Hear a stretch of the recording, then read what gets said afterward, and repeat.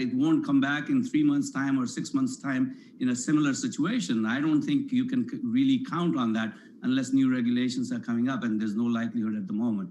A couple of stages to that trade, though, over the last week, and I think the initial stage we can't move on too quickly from. Krishna, it was a really smart, well-thought-out trade to squeeze a very overcrowded short. And Krishna, I think the risk is here. We look at the price action today. We see GameStop down 43%, and you get a lot of people looking down their nose and saying all of those people last week were idiots. The people that put that trade on were anything but, Krishna. It was quite sophisticated, well thought out, well researched. Is that your takeaway too?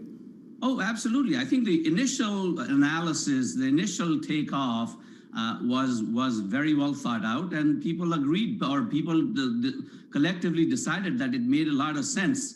You know, whether going from 5 to 20 is the appropriate response to that clever analysis, I don't know. But taking it to 300 or 400, after a while, I think it just took a life of its own. So we can't really, the initial thesis made a great deal of sense. Whether you can take it up to 300 and 400 and sustain it there, the thesis for that really was a bunch of people talking rather than, economic fundamentals. I mean, from a market structure and collective action standpoint, it made perfect sense. That's why we got there. But whether it would stay there or not based on fundamentals, I don't think it was ever the case. So it's not surprising, but it doesn't take away from a lot of work that a lot of people put up front. You're in a different seat now with a slightly different mandate, but does it change your approach to the experience of the last week, Krishna? Well, so it doesn't really change my approach for the endowment. It does change my approach for individual investing. So remember, Robinhood, the reason Robinhood and other folks are catching so much flack is because of PFOF. They basically do not provide the order level execution to retail investors that institutional investors are quite used to. So I think from a vision standpoint, from a being on the right side of good standpoint, I think retail investors, individual investors like myself and a whole bunch of other people should get the same level of execution quality at the trade level rather than at a bulk level. Full disclosure, I'm an investor in a tech startup that is kind of trying to build that out of the box. But the point is, I think PFOF is a good idea, but it has to be a lot more transparent, both from the vendor standpoint and from the platform standpoint than it is today. And we need to kind of work on that collectively. Do you think the only way around this then is to move away from commission-free trading, Krishna? Well, so, you can move away from commission-free trading, or you can continue with commission-free trade as long as you build out your revenue model, which is very transparent. So there's a bid-ask spread, and you charge a slight bid-ask spread or charge something in the middle to pay for your infrastructure and things like that. So it can be done. It's just, takes away a little bit for people like Robinhood from their technology user engagement standpoint and deal with market kind of micro stuff, and that's why they haven't focused on it. Again, as I said, making PFOF more transparent, building technology that will provide order level handling to retail investors is where we are headed. And I think kind of this episode gets us there in a hurry, I think. Krishna, great to catch up. Good to see you. Krishna Mamani there, weighing in on the events of the past week and the events of this morning as well. 20 minutes away from the opening. Dow futures up 32 on the S&P. We advance at a market desk with your movers. Here's Abby. John, well, we certainly do have a risk-on tone here. After the S&P 500's best day since early November, that bullish tone continuing, and it has everything to do with the reflation trade continuing. Big energy in particular is trading nicely higher after both ExxonMobil and ConocoPhillips put up better earnings reports than expected, despite the fact that ExxonMobil recorded its first annual loss in at least 40 years. However, they're supporting the dividend. ConocoPhillips is boosting 2021 spending, and Marathon Oil received an upgrade. On top of this, you have the bullish tailwind of oil being close to $55 per barrel, its highest level in a year. So energy working. So is the bank complex. We have the big banks trading higher. JP Morgan is one example of that, up 1.5%. This is yields back up in the yield curve, Steve's. But Apple, the tech complex, it is working as well, up 1.4% following yesterday's big gain. So you have energy, banks, technology all climbing. That is helping the markets. However, John, let's take a quick look at one of those Reddit trader trades not working. AMC down 30%, almost 30% here in the pre-market. Last week in the pre-market, this was a $23 stock. It is now less than $10. MKM yesterday cut it to a sell, $1 price target. Painful ride for some traders there, John. Abigail, thank you. Much more from Abby throughout the hour as well as we count you down to the opening bell. Coming up, Democrats paving the way for a larger pandemic relief bill, even if it means working without GOP support. That conversation up next with the wonderful Morgan Stanley's Lisa Shallett from New York City this morning. Good morning to you all. This Tuesday morning, a lift to this market. This is Bloomberg.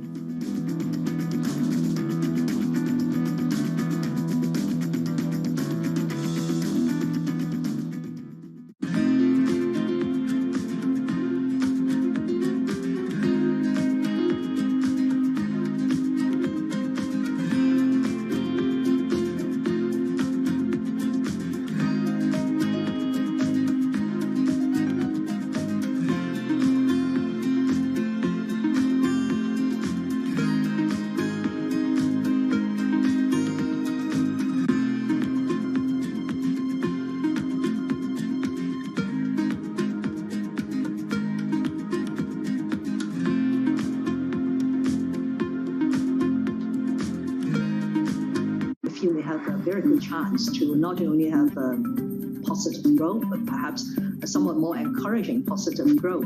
The rebound in the second and third quarter will be quite strong because the expectation is that the vaccine will help clear the way to less restrictive lockdown. We are going to have a recovery, but it's going to be an uneven recovery. Of course, it will have direct impact on our growth forecast, and it will be very difficult to reach 6% of growth. You're going to get a roaring 20s type of recovery and a boom period. We are certainly seeing ourselves towards the second quarter being in almost opening the economy as much as one can. We should not be too quick to cut back on the expansionary fiscal policy. We'll get there. The question is not a question of if, it's a question of more when. Trading revenues coming in better than expected. Everything. Cash, $1.4 trillion of cash. One of the most notable aspects of this report that was stellar.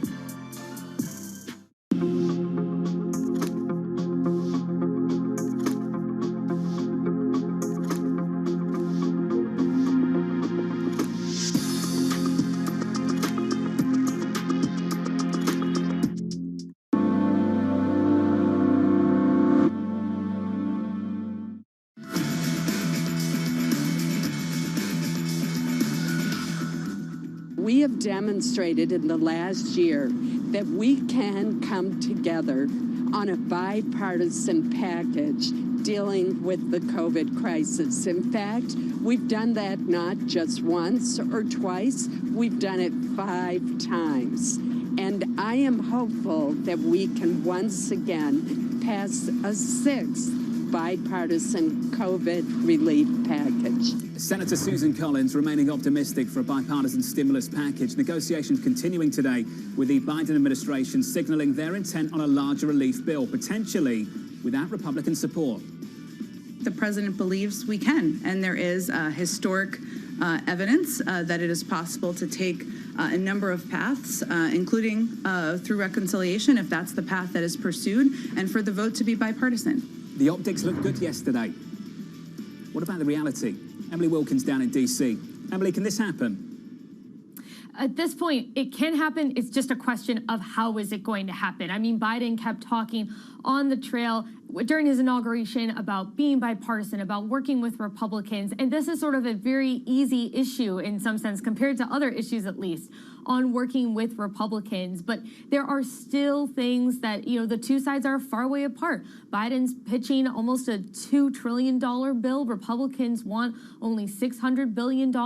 There are vast differences there in exactly how much funding Americans would get directly under the Republicans' plan. It's only $1,000 instead of $1,400, and it's going to far fewer people as well. Also, if you look at unemployment insurance, that's definitely a big thing. Republicans are only proposing a 3-month extension on that, where Democrats want to see it go all the way to September. And, Democrats are saying, hey, remember the last time that the economy was in a rough spot back in 2008? We passed a stimulus, but then it got criticized for not being big enough in hindsight. They're like, we don't want to make that mistake again.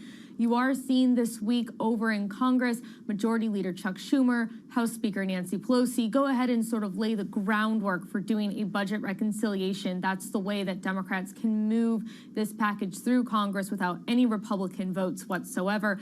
Biden is still holding out hope, as well as Republican senators. Both groups are holding out hope that they can find a bipartisan compromise. But Democrats have also made it very clear that they are perfectly willing to go ahead by themselves at this point. Emily, let's get to this graphic again that compares and contrasts what the Republicans have put on the table and what we've got in a $1.9 trillion plan. We can see some clear daylight here over school funding, over the size of stimulus checks. We can see where there's agreement too, and that's the $160 billion to fight coronavirus. What we've not looked at right here, Emily, is where on earth we are on state aid. Is that even a part of this conversation? State aid has long been a part, I think, of the conversation. It's something that Democrats have said again and again. Hey, look, we need it not for the states, but they'll parlay it. We need it to police workers. We need it to firefighters. We need it to teachers. We need it to all of these positions. That's what Democrats have sort of been pitching this as.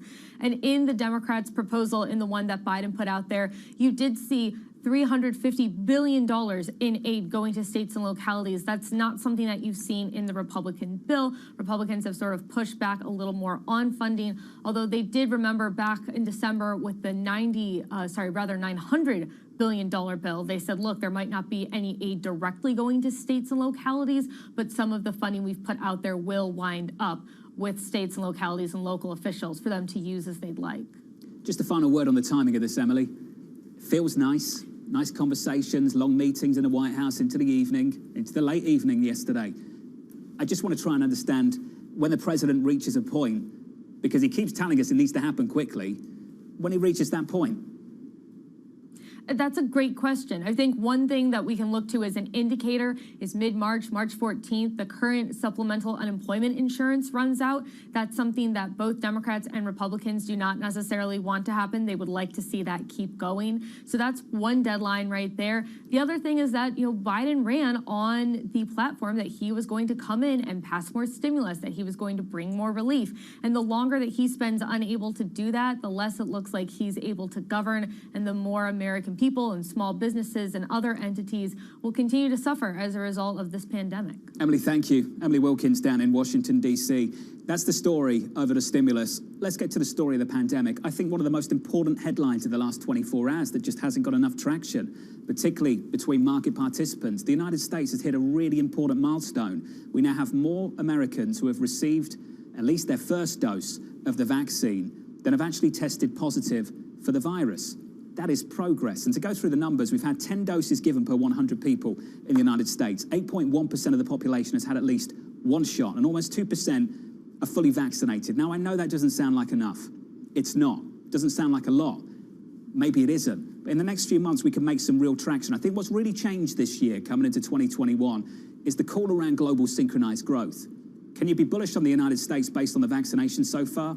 I think most people would argue you could be. Can you be bullish on the global economy based on the rollout so far? Looking at Europe, I think the answer to that is maybe not. So the base case has shifted. It's a subtle shift. It's your geographical call that might have to be adjusted, and I think we've got to talk about that a little bit more. From New York City this morning, good morning. I'll try and get you some morning calls in just a moment as we count you down to the opening bell. We're set up as follows. Equities, absolutely flying. The bond market rolling over. Yields up, curve steeper. Financials doing nicely. Earnings after the close. We'll hear from Amazon and Alphabet. They are headlining the tech earnings after the closing bell. Futures up 0.9% on the Russell, up 0.75% on the Nasdaq, up nicely on the S&P. Let's call it 32 points higher, up 0.8%. This is Bloomberg.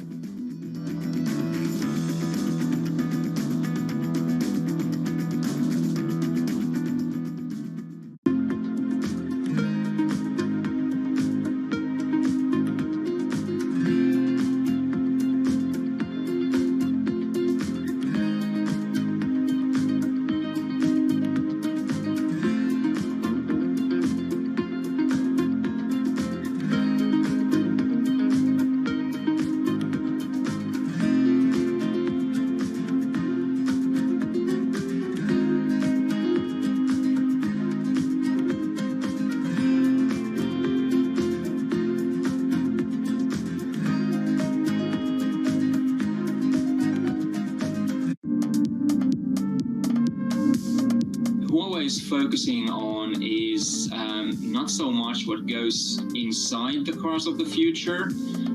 So they're not working on doing a self-driving car or an autonomous vehicle themselves, but rather they're focusing on the surroundings. So everything that's going to go on outside the vehicle in the future. So that's sensors, cameras, radars that are embedded into roads, street signs, traffic lights, bus stops. Infrastructure that's going to provide information, something to help the vehicle know what's going on around it, to help it, stay on schedule if it's a bus, or avoid other vehicles, avoid accidents, provide information about weather conditions, potential hazards down the road, and so forth.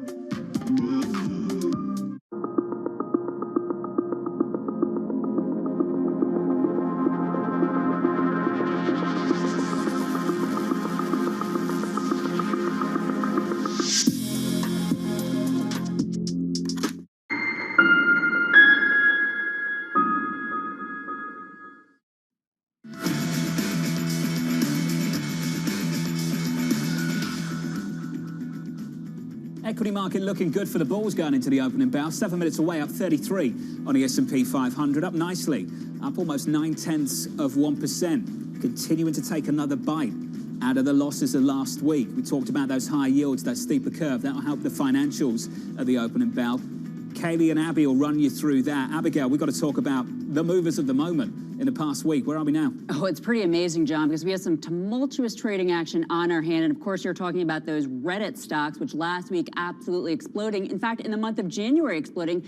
In January, GameStop was up more than 1,100%. Today, not so much. Newton's third law, what goes up must come down, coming into play. Take a look at that, down 40%. What's so amazing here, John, and really, frankly, doesn't make quite so much sense to me, the short interest is still at 122%. So it's come in a little bit, but that squeeze, that starts off with the gamma squeeze, because so many folks are into the calls, which then forces the broker-dealers to buy the stock. It hasn't really taken that short interest down as much as you would like. So the fact that this was a $483 stock last week, it's a $137 stock. A lot of people made money on the way up. A lot of people are losing money, I should say, on the way down. Very painful situation. AMC, same deal, down 27%. At the beginning of this year, it was a $2 stock. Last week, it was a $23 stock in the pre-market. Now it is less than 10. MKM saying it's going to $1. This is not for the faint of heart at all, John. Unreal, unreal. Much more on that around the opening bell. Abigail, thank you. We've talked a little bit about the sophistication of the retail trade and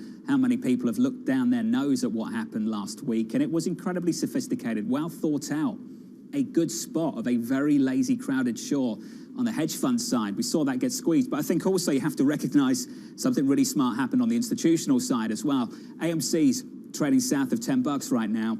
Silver Lake had some convertible debt. Talked about this a couple of times. Converted it to equity at $13.51 and sold it 44.4 million shares at an average price of $16.05. So great trade on the retail side to begin this story, and really, really smart stuff on the institutional side as well. In between, just different sequences and nuances to this whole story. I just don't think the generalizations help at all. 5 minutes into the open, 5 minutes away from the open, rather. Let's get you some morning calls this morning. Some of the analyst recommendations. We begin with Credit Suisse, upgrading Palo Alto to outperform a 425 price target. The analyst expecting cyber threats and working from home trends to fuel an increase in cybersecurity spending. Your second call from Morgan Stanley, raising its Tesla price target to 880. The analyst highlighting the automaker's strengthening balance sheet and aggressive growth objectives. About 5.8%, almost 6% higher going into the open there. And your third and final call, it comes from the team at Goldman. Goldman Sachs upgrading Dow to a buy, a street high $96 price target. The analyst noting the company's ability to rapidly pay down debt despite the volatility in demand. Dow up by almost 1.5%. They're three of the calls. Coming up, attention shifting back to earnings. Alphabet and Amazon reporting results after the closing bell. That conversation coming up with Clarfeld's Michael Hans from New York City. This is Bloomberg.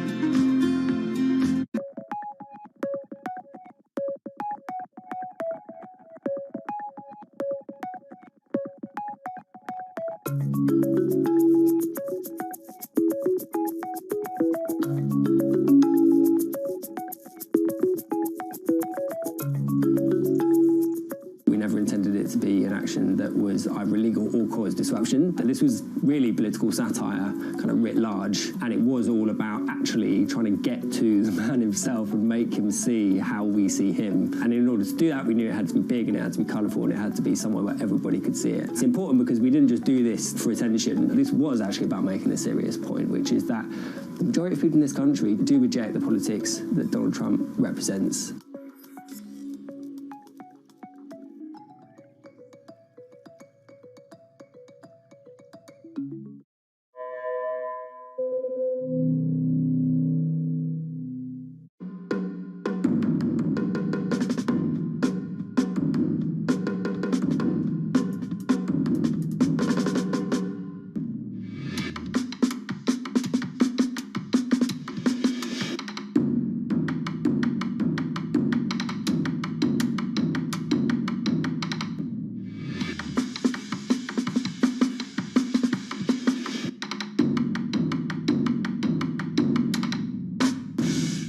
I think what we've seen during this period of time is that communicating via video is not a fad. We are using it in all aspects of our lives, for work, for learning, for communicating, for staying in touch.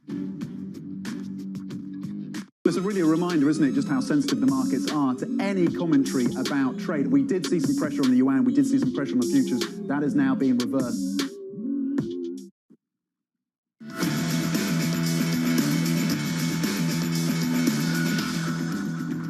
If the kids are all at home studying, do you get a snow day? Do you? Can someone tell me, is there a snow day? Do they still exist? Okay, cool. It's good to know. Jamie says they got one yesterday. Don't know why they get one, but I'm happy for them. They should get one. Futures bid going into the opening bell up 23 on the Russell. We advanced a little more than 1%. On the S&P 500 up 34, up 0.9%. On the NASDAQ up nicely too. Look, yesterday, nice move higher. Today, nice lift as well.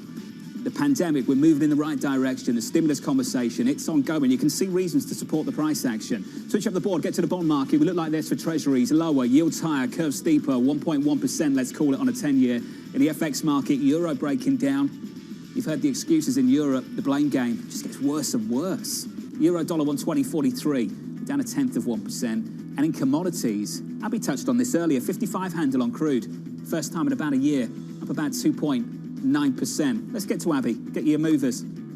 Well, John, we certainly have that risk on tone you were just talking about yesterday, the best day for the S&P 500 since early November. We're looking at another strong day, and it has to do with the fact that the engines of the market, they're all working. If we start off with the banks, take a look at Morgan Stanley and Citigroup, both up more than 1.7%. This has to do, of course, with yields backing up. That yield curve you were talking about before, John, steepening earlier at its highest level since May of 2017. That's exactly what the Fed wants to see. It is certainly helping out the banks in spades. Oil, you were just talking about back at 55, its highest level in a year. We have ExxonMobil and ConocoPhillips both trading up by nearly 2%. This, of course, after those companies also put up better than expected earnings. So those are two of the important engines for the market that are working. Turning to movers, we do have, or earning movers, we have a bit of a mixed bag here. UPS up 4.1%. They beat in a huge way. Sales of almost $25 billion, beating by 8.8%. Really incredible on those huge numbers. E-commerce helping,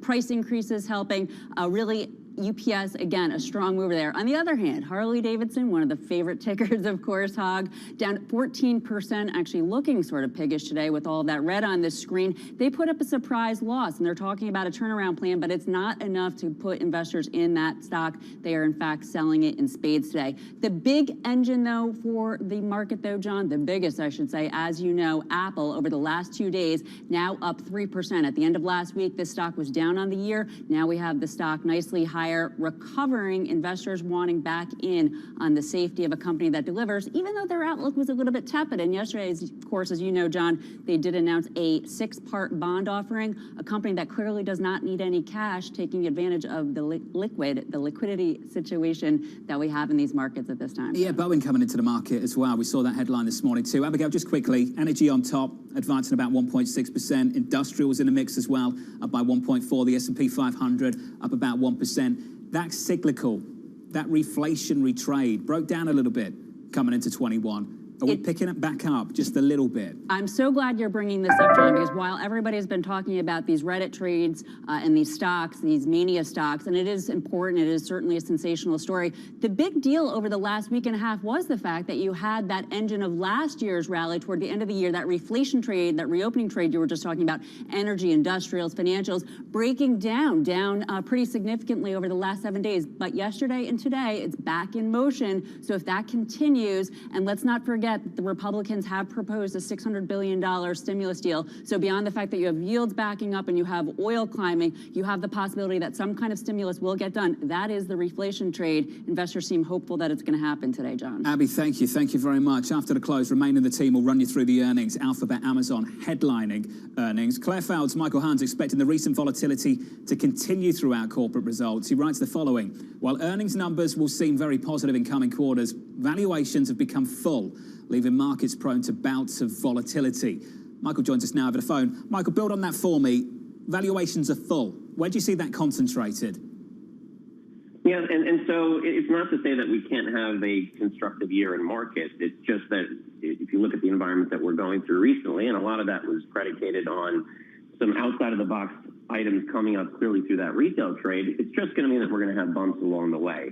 So we're still constructive for 2021. You know, you're going through some of these areas, specifically on that cyclical trade, which we think is going to reassert itself throughout the course of this year. But it's going to be heavier lifting, and the economy is really going to need to step up in order to really grow into where these markets are, as opposed to the other way around. Speaking of heavy lifting, last year doing the heavy lifting on the earnings with the massive tech players, Michael, and the earnings have come from that place. And I keep reflecting on Q2 last year.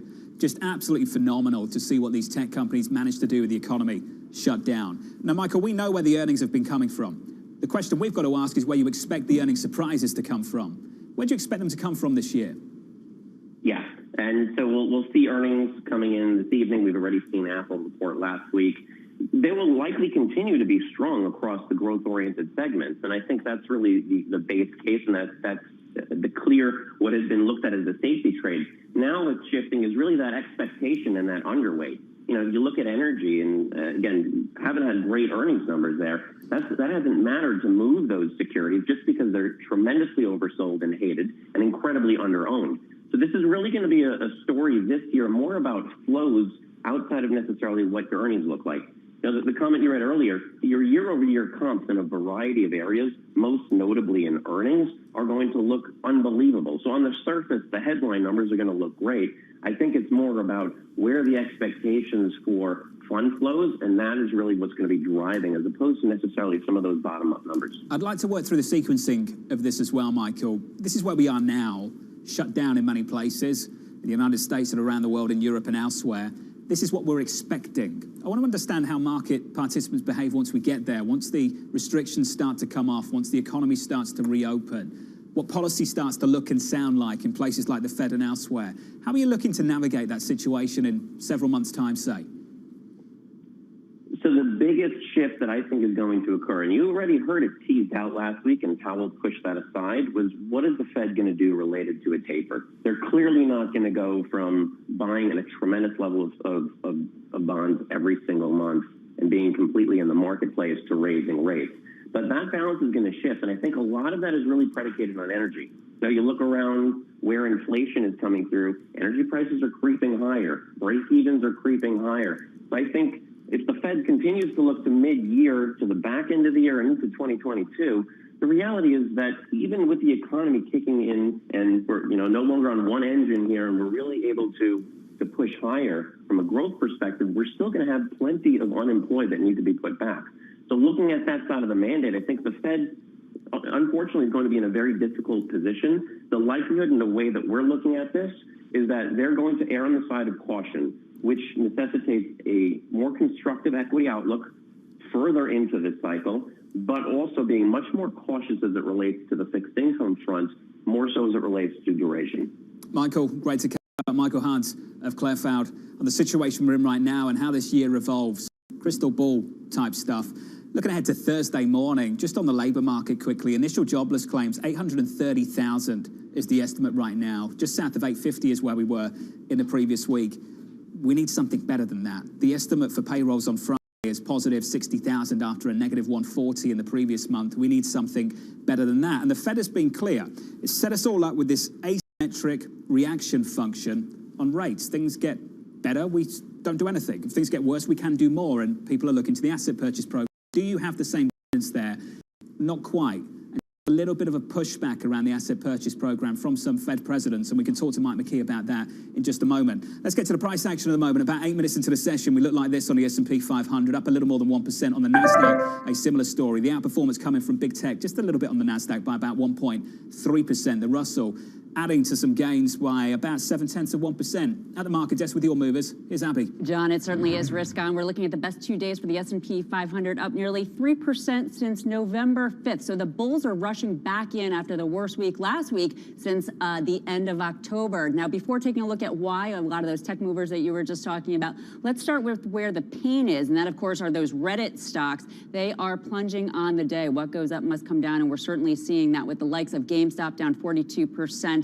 Let's remember last week at one point, this was a $483 stock. Now it's $130. However, in September, it was a $4 stock. So tons of money being made and lost. That's also the case on Express and Costcorp. Costcorp had also been a $2 stock not so long ago. So it's really amazing that these stocks are so volatile and that volatility simply continues. As for what is working for the markets overall, it's right across the board. It's very impressive. Occidental Petroleum, a piece of the energy complex, up 3.6%. Oil, of course, back above $55 for the first time in a year. JP Morgan, the big banks, up more than 2%, being helped out by the fact that you have the yield curve steepening, something that the Fed certainly wants to see. And then Microsoft, one of the top point boosts for the S&P 500, along with Apple, Google, and Amazon, those companies reporting after the bell. So again, right across the board, you have all the important sectors working. It is helping the S&P 500, again, John, be on pace for its best 2 days since the beginning of last November. Abby, thank you. The price action in the moment after the close, the focus will be on the West Coast. Joining us now, Ed Ludlow from San Francisco. Ed, big earnings coming a little bit later.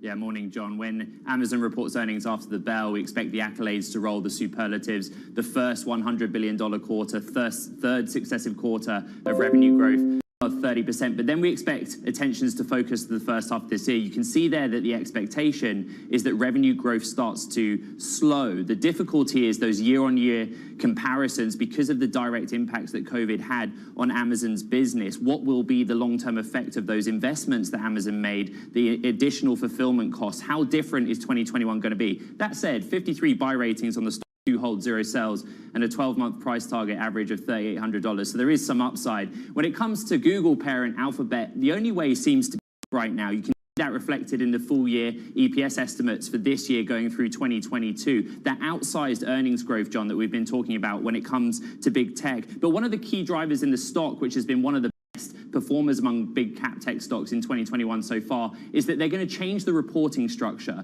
and they're going to give us a profit number for the cloud business. Previously, they did not have 3 separate segments. They gave us a revenue number for the cloud business, but not profit. And with that more full picture, we get what the market calls a sum of the parts value, a fairer assessment of how much Alphabet should be. And if you look at some of the price targets that are reflective of a sum of the parts valuation, then it looks again like there's some upside for Alphabet. Come with me as my Bloomberg and look at this terminal, because when we talk about valuation, what's really interesting is that when you look across big cap tech stocks, bar Microsoft, they're trading well below 10 times projected sales, below projected sales for the median of the NASDAQ 100 as well. I know that strategists at Baird wrote coming into this earnings season that the risk from overheated valuations is more concentrated in the software names, the likes of Snowflake, the likes of Zoom, but not when it comes to those big tech stocks. Snowflake, as an example, is at 80 times projected sales. And it's this idea of FANG fatigue, John, that JP Morgan were talking about at the beginning of the year. FANG stocks could be quite attractive. I know you just had your guest on talking about valuation, but if they meet estimates, then that could be where we see money going, and some of those become favorites into the first half of this year. John. Ed, thank you. What's on the tie? I like that. What is it? It's it's flamingos. Is that Paul Smith? Looks very cool. Unnamed brand, John. Okay. I'll tell you mine is. They're rabbits, if you can see them.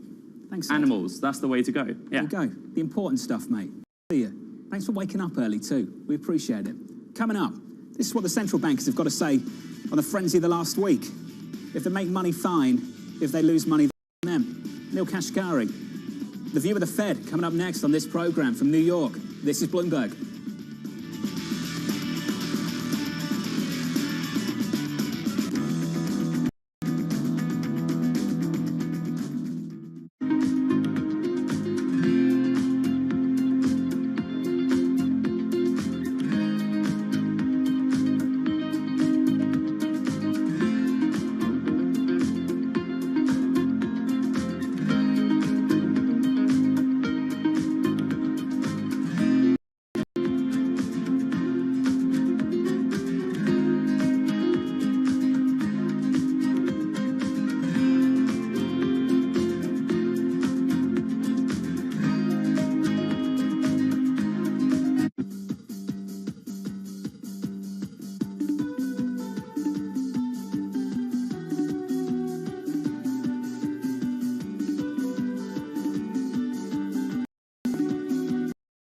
Bloomberg Best, your weekly review of the most important business news, analysis, and interviews from Bloomberg Television around the world. Ken Burns, welcome to Bloomberg. We have always been a mixture of things.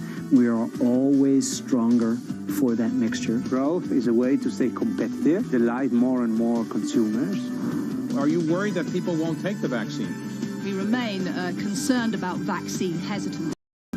What is one word of advice you'll take with you? Learn how to listen. And that is certainly something that has served me well. I'm getting here. It's a huge market. It's a huge opportunity. I want to go 100x from here. Our philosophy is to partner where we can and stand apart when we should.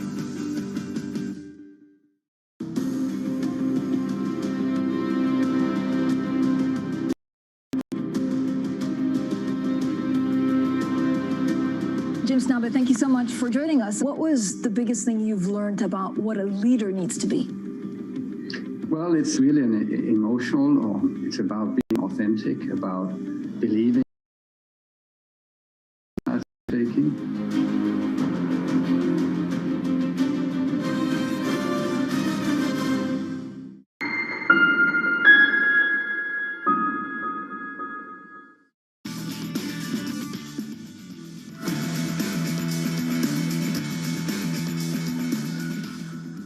I was hoping that you would first react to the wild ride that GameStop stock has had this week. I don't want to comment on a particular company or day's market activity or things like that. It's just not really something that I would typically comment on. I think someone misses Gina Smilik in the production team. Keep playing that. Let's Fed Chair Jay Powell weighing in on the GameStop frenzy. Now Minneapolis Fed President Neil Kashkari, becoming the latest central banker to push back against calls for a monetary response, says the following, quote, GameStop has gotten a lot of attention. If one group of speculators wants to have a battle of wills with another group of speculators over an individual stock, can't talk. God bless them. That's for them to do. And if they make money, fine. And if they lose money, that's on them. Mike McKee with us now for more. Mike, I think the message is clear. We've got bigger problems. Indeed, but you know the Fed doesn't want to talk about QE or interest rates right now. Reporters got to report like dogs got to chase squirrels. You might have heard there was this thing about GameStop, and everybody had to ask the Fed about it. Chasing a squirrel right now. We have been for a week, John. Anyway, the Minneapolis Fed president is not the only one pushing back against the idea that something needs to be done. Should the Fed use monetary policy? Well, Mary Daly of the San Francisco Fed said, I'm not willing to pull that bridge away simply to ensure some people who already have stock market wealth don't get more. You quoted Neil Kashkari. Here's Raphael Bostic of Atlanta. This doesn't look like something that is front and center for how we should think about monetary policy. One of the problems is they don't want to raise interest rates, obviously, to deal with this, and there's not much else they can do except perhaps raise margin requirements, something they haven't done since 1974, and Jay Powell told me they weren't going to do it. Best quote of the day seems to sum it all up from Marcus Ashworth. He's a Bloomberg columnist. He says, their focus is on the bigger economic picture, not a localized dumpster fire. Well, coming up the rest of this week, there are some things for them to keep an eye on. There's going to be a lot of Fed speak this week with the members of the regional banks out there. And then today we get car sales. It's going to be interesting to see if that has started to decline, if we've pulled forward demand. ADP employment, ISM services Wednesday, and of course, you talked about jobless claims and January jobs on Friday. I'm going to give Eric Rosengren of the Boston Fed the last word. When you want to think about all this, here's the most important thing. In his words, we are still in the depths of recession. That is it. That is the brutal truth of the moment. My thank you. Dumpster fire, dogs chasing squirrels. Mike, tell us how you really feel. Mike McKee, back with us tomorrow for more, no doubt. 175 on a US 10-year, there's a target. That target belongs to Mark Cabana of Bank of America, and Mark Cabana joins us now. Mark, get me to 175 on a US 10-year. What are you looking for? So what we're looking for is we're looking for fiscal stimulus to get passed, which we think is very likely. We're looking for a very resilient consumer to support the recovery. We're also looking for a bending of the COVID curves. And we think that all of that should result in better, longer run growth and inflation expectations. And we think that the market's really focused on some of the near-term downside risks right now. But we're trying to encourage investors not to lose sight of the medium term, of that improvement in the economy that is likely only a few months away and is going to be supported by powerful tailwinds from both fiscal policy and monetary policy. And as all of that comes together, we think that the market is going to reassess growth and inflation, and we think that that means higher long-run rates. So we've been encouraging investors to stay short in their duration bogeys, to expect the curve to steepen, and to expect that there will eventually be brighter days ahead. There was a word you used in your research, the notes that I got, Mark, exceptional. You're convinced of exceptional growth. Can you put some numbers on that, Mark? Yeah, well, our economists are thinking that we're going to see 6% annualized real GDP growth this year, and next year see 4.5% annualized real GDP growth. And for context, trend growth in the U.S. is about 1.75%. So we're going to be 4 points above trend growth this year. We're going to be roughly almost 2.5 points above trend growth next year. That is output gap narrowing type of growth. That is going to see the unemployment rate fall further. And it's finally, we think, going to give rise to a modest amount of inflationary pressures, at least enough for the market to really begin to question when the Fed can become less accommodative, when they might be able to stop tapering their asset purchases, and when they might ultimately begin to raise interest rates. Well, let's talk about the asset purchase program, Mark, because this is the key issue. I think everyone's convinced on rates. I think you would agree with that. On the asset purchase program, can they maintain that so-called asymmetric reaction function? Can they keep telling us that if things improve the way you expect, that they don't step in too quickly, too soon? I think they're going to have a very difficult time holding the highly accommodative line over the course of this year. I think the January FOMC meeting is going to have been Powell's easiest meeting by far, just because, yes, we're still in the depths of a pandemic, but we're likely going to be coming out of that soon. And as we come out of that and as growth picks up, supported by fiscal policy, it's going to be increasingly difficult for the Fed to keep telling the market that it's appropriate to keep the asset purchases going, to keep buying almost blindly.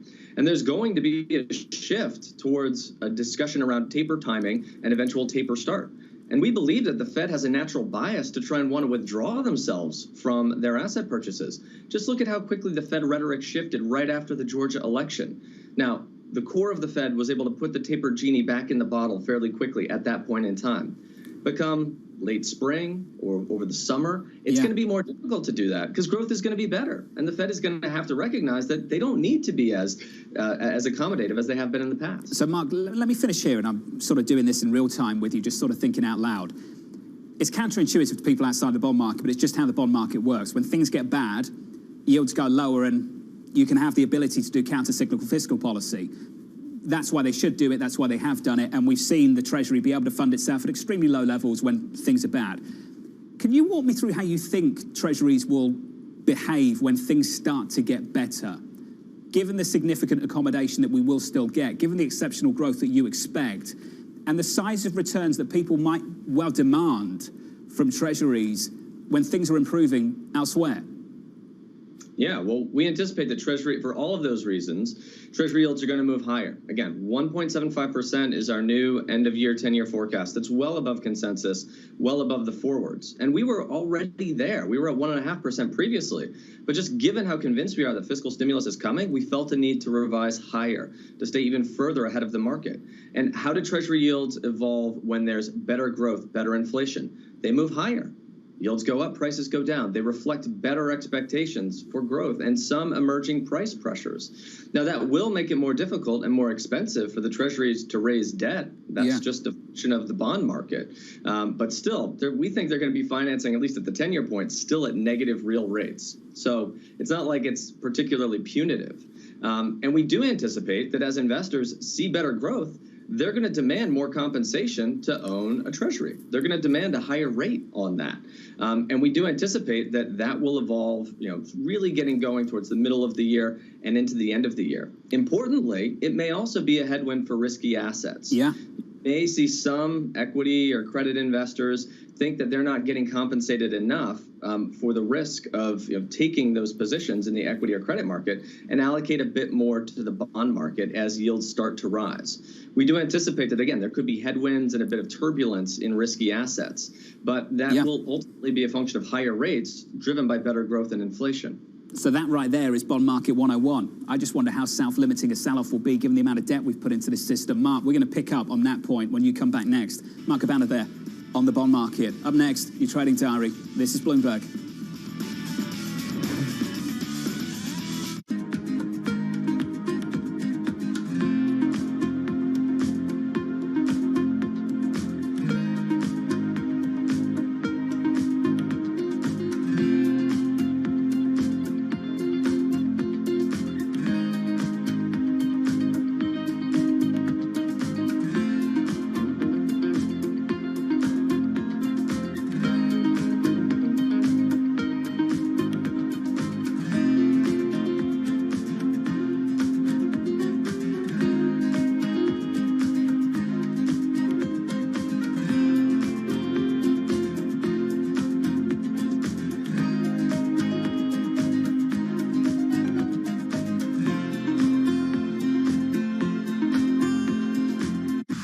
Let's just start with the numbers. And it would be essentially free cash flow positive in 2021. That was sooner than people had been expecting. We have pretty good numbers here in the biggest divisions of Morgan Stanley. They are firing on all cylinders. We've had this huge rivalry historically between Morgan Stanley and Goldman Sachs. There are 24 reasons for Mr. Diamond to celebrate today. As much as people may want to focus on trading, for Bank of America, it's all about credit. It seems the markets are very happy with Trump. They're very happy with Biden.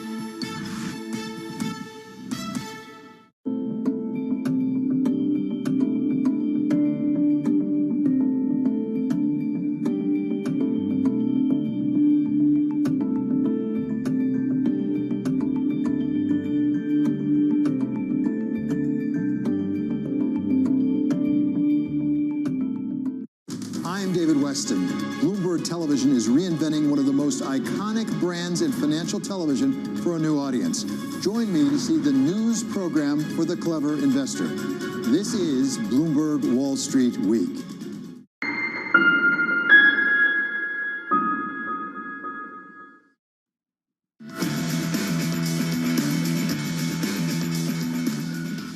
Time now for the trading diary. What you need to be watching through this week. President Biden signing an executive order on immigration later today, plus Fed speak coming from President Kaplan, Williams and Mester. Google and Amazon reporting earnings after the close. Then on Wednesday, Secretary Yellen discussing future debt issuance. And finally on Friday, the main event of the week is the data. It's payrolls Friday. 26 minutes in, equities up more than 1% across the board here on the S&P 500. We advance from New York City. This was the countdown to the open. Continue the conversation on Twitter at Faro TV. This is Bloomberg.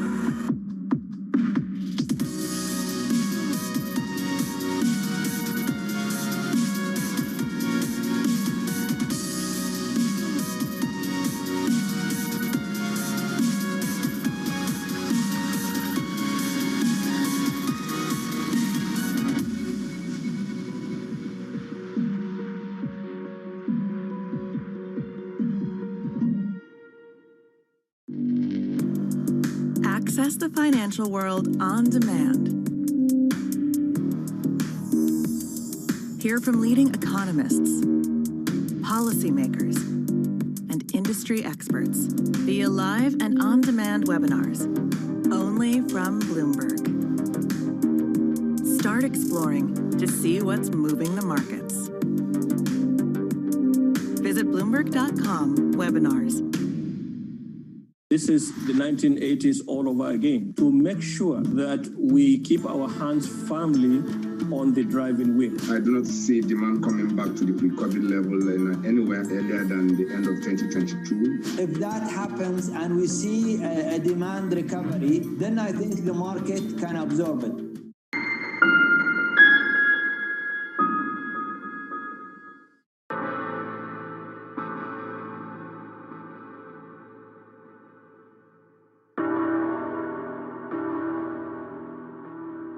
Months after Hurricane Maria, Puerto Rico is still in peril. Huge swaths of the island are still without power, running water, or access to medical care. Experts estimate that it will take years before these services are restored island-wide. Much of the blame has been placed on FEMA for a slow response in comparison to recent disasters on the mainland.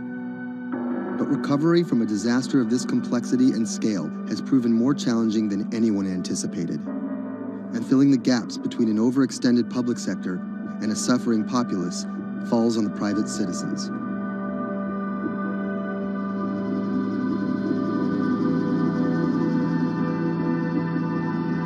Robert Anderson is a Puerto Rico resident of 4 years. The eye of the storm came in south of El Yunque, swept up towards San Juan and out to Arecibo. Everything on the right-hand side is what we call the dirty side of the storm. This isn't his first time in a disaster zone. With a military and telecom background, Anderson worked on repairing damaged cell phone towers in New Orleans after Hurricane Katrina. Some might be tempted to label him a disaster capitalist, seeking lucrative government contracts for his expertise. But as Anderson finds himself in the middle of a humanitarian crisis, he and his associates are developing a variety of pro bono recovery projects that target the island's hardest hit areas. I see two Puerto Ricos. We're here in San Juan. They have telecommunications restored. They may or may not have power, but basic services are in place. They're able to get food. They're able to buy things. They're surviving. And when you look outside of the San Juan area, you can go 15 minutes from here and find areas that are devastated. I'm working on the devastated side. Today, he's put together a boots-on-the-ground mission to provide medical care to some of the island's most isolated and vulnerable residents.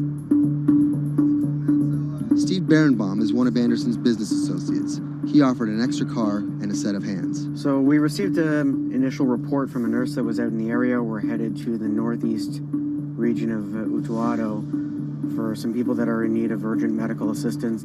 Dr. Sally Priester is a physician from San Juan. She filled a van with medical supplies at her own expense and brought along a team of nurses. Google Maps estimated our first destination to be a 90-minute drive. But it didn't account for obstacles like this.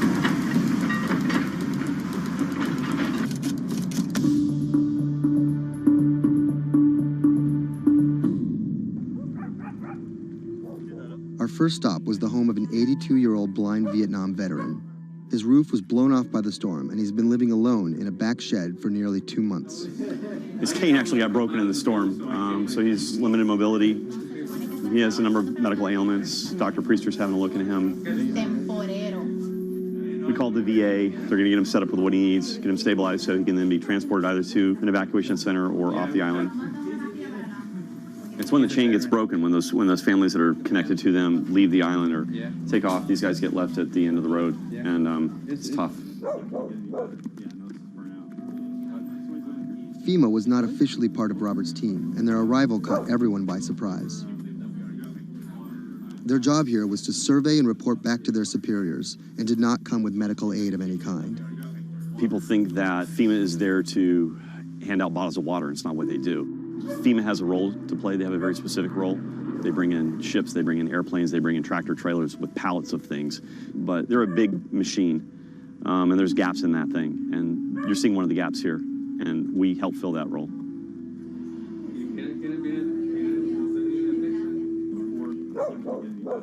These guys are in a bad situation before, and now they're struggling for real basic things. One of the risks that you run is people going from fear to hopelessness. Those are the folks that we're trying to reach. And how are they reached? How are they even found? Word of mouth, mostly. And what's your role in all this? Ghost in the machine. I'm lucky enough to be able to communicate with folks in FEMA, the state of Puerto Rico. For a ghost, Robert makes his presence well known. Not only was he the de facto leader of the mission, now with FEMA in tow, he created his own maps to survey storm damage. So we're right here. And delivered them to FEMA HQ free of charge. I have pretty good reach. Perhaps that's how he managed to earn himself a coveted FEMA badge without actually working for them. And it's these relationships that allow him to operate more efficiently than an NGO or a government agency. We're able to resolve problems at a different level. Our next stop was on a mountaintop, a family of 11 struggling to care for their special needs brother in what was left of their house. Probably we are the first health team to come and visit this family. Muy bien, todo muy bien. The patient has Down syndrome. He is all day in bed. The difficulty with this is the patient cannot be alone. The most important thing is that you need to take care of the chronic disease besides disability, because they have been not going to a doctor, and no doctor has come in here yet. So we need a refill of this medication. After maybe 54 days, it's not getting better. And the only way that you can be able to see that is coming to the ground, drive, and see the people and talk to the people. You can see San Juan from here, but you can't get there.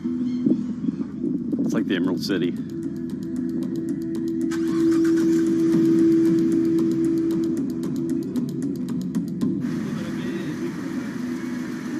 On this stop, we caught word that a man living alone at the edge of the jungle was in need of care. So we decided to take a little detour, come up here and check out and see what's going on. One of the challenges is to find those people that are at the end of these roads that need help.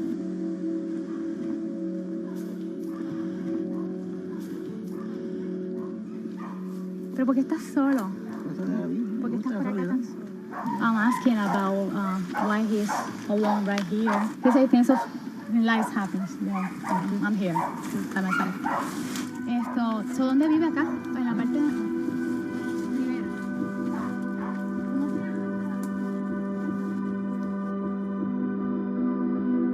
This is not a job. If you do this, you need to have passion for what you can do. You're not going to get paid. It's said in disaster response and emergency response that the real first responders are your neighbors. You don't need to wait for a lucrative FEMA contract to go out and do good and to help the community. In the end, do you feel like you're making a difference? Lives you touch and people that you can affect. I don't really think about it in those terms. But why do you do it? It helps me sleep at night. I think it's as much for the people that are going out to help and do things as it is for the people that you affect. Whether out of altruism, or the lure of a paid gig, or some mixture of the two, Anderson hopes to stay here to help shape Puerto Rico's future. Puerto Rico's essentially been a colony for 400 years. It was treated poorly by the Spanish. It was not treated well by the United States when they first got here. Puerto Rico can continue in the way that it's always been, or Puerto Rico can rebuild itself like nothing that's ever been. And we have to do everything we can to make that real. That's the bottom line.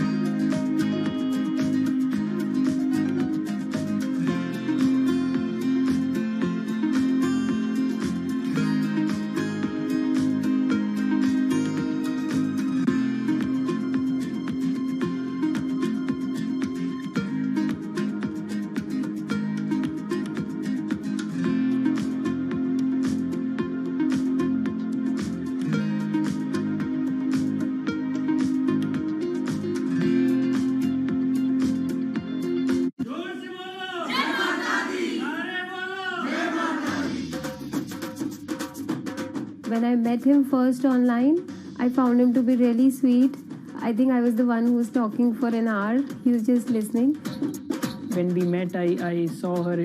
She was beautiful, intelligent, and kind, which was, something that I was looking for.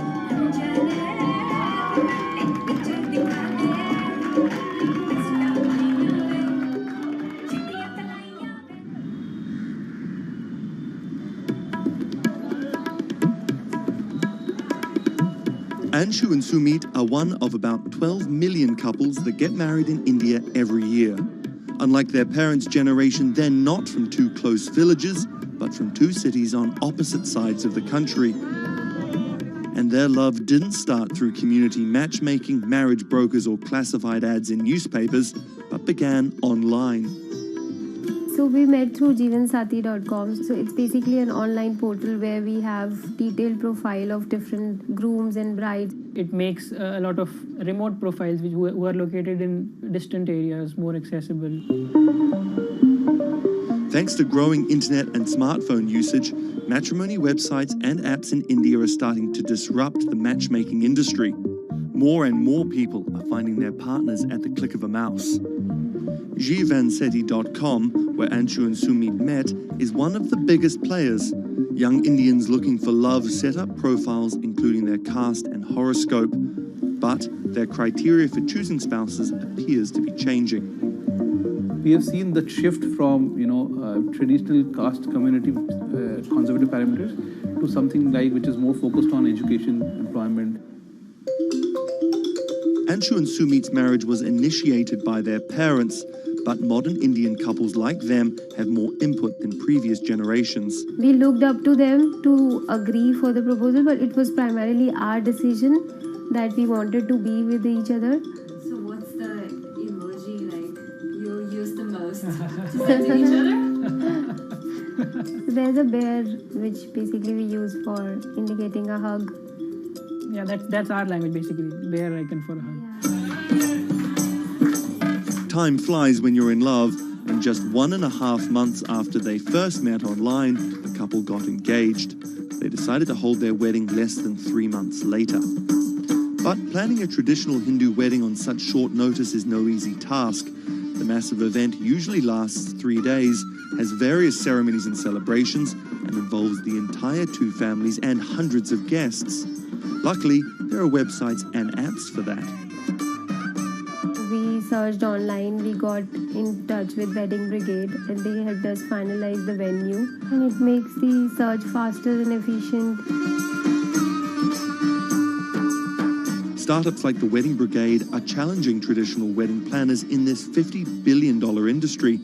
It provides various services from booking banquet venues to buying wedding gowns. The website makes money by charging commission from vendors. People don't want to be limited to what is available around them. They want to know the entire range of options available before making a decision. And now it's easy to find almost everything on one portal.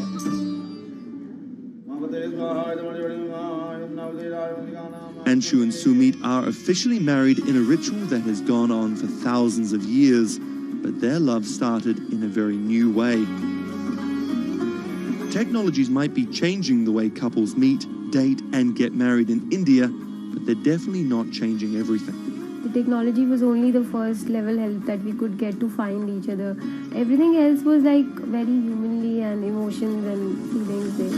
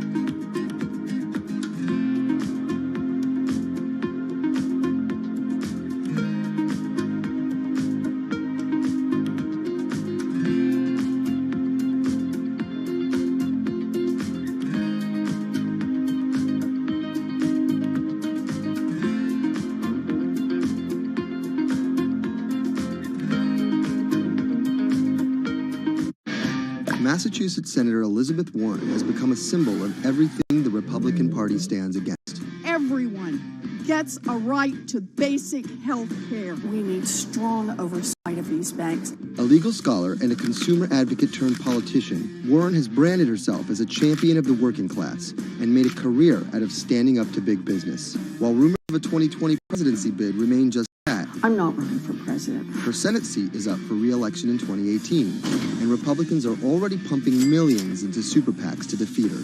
This is the story of how a law professor and politician came to be seen as the biggest threat to Republican values and the greatest hope for progressive America. Elizabeth Warren was born Elizabeth Ann Herron, the youngest of 3 siblings, on June 22, 1949 in Oklahoma City to middle-class parents. After waiting tables to help her family pay the bills, Warren became a star on the high school debate team. She landed a scholarship to George Washington University at the age of 16, but 2 years later dropped out to marry her high school sweetheart, Jim Warren.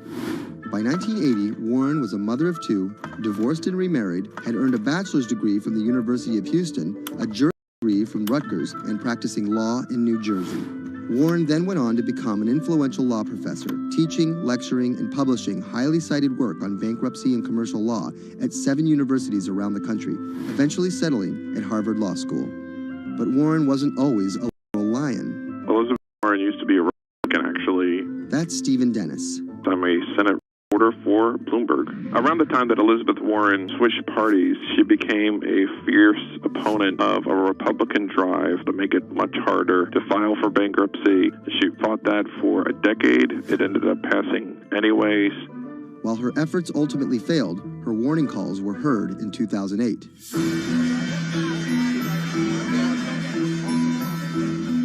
We're in the midst of a serious financial crisis. Our entire economy is in danger, and without immediate action by Congress, America could slip into a financial panic, and a distressing scenario would unfold.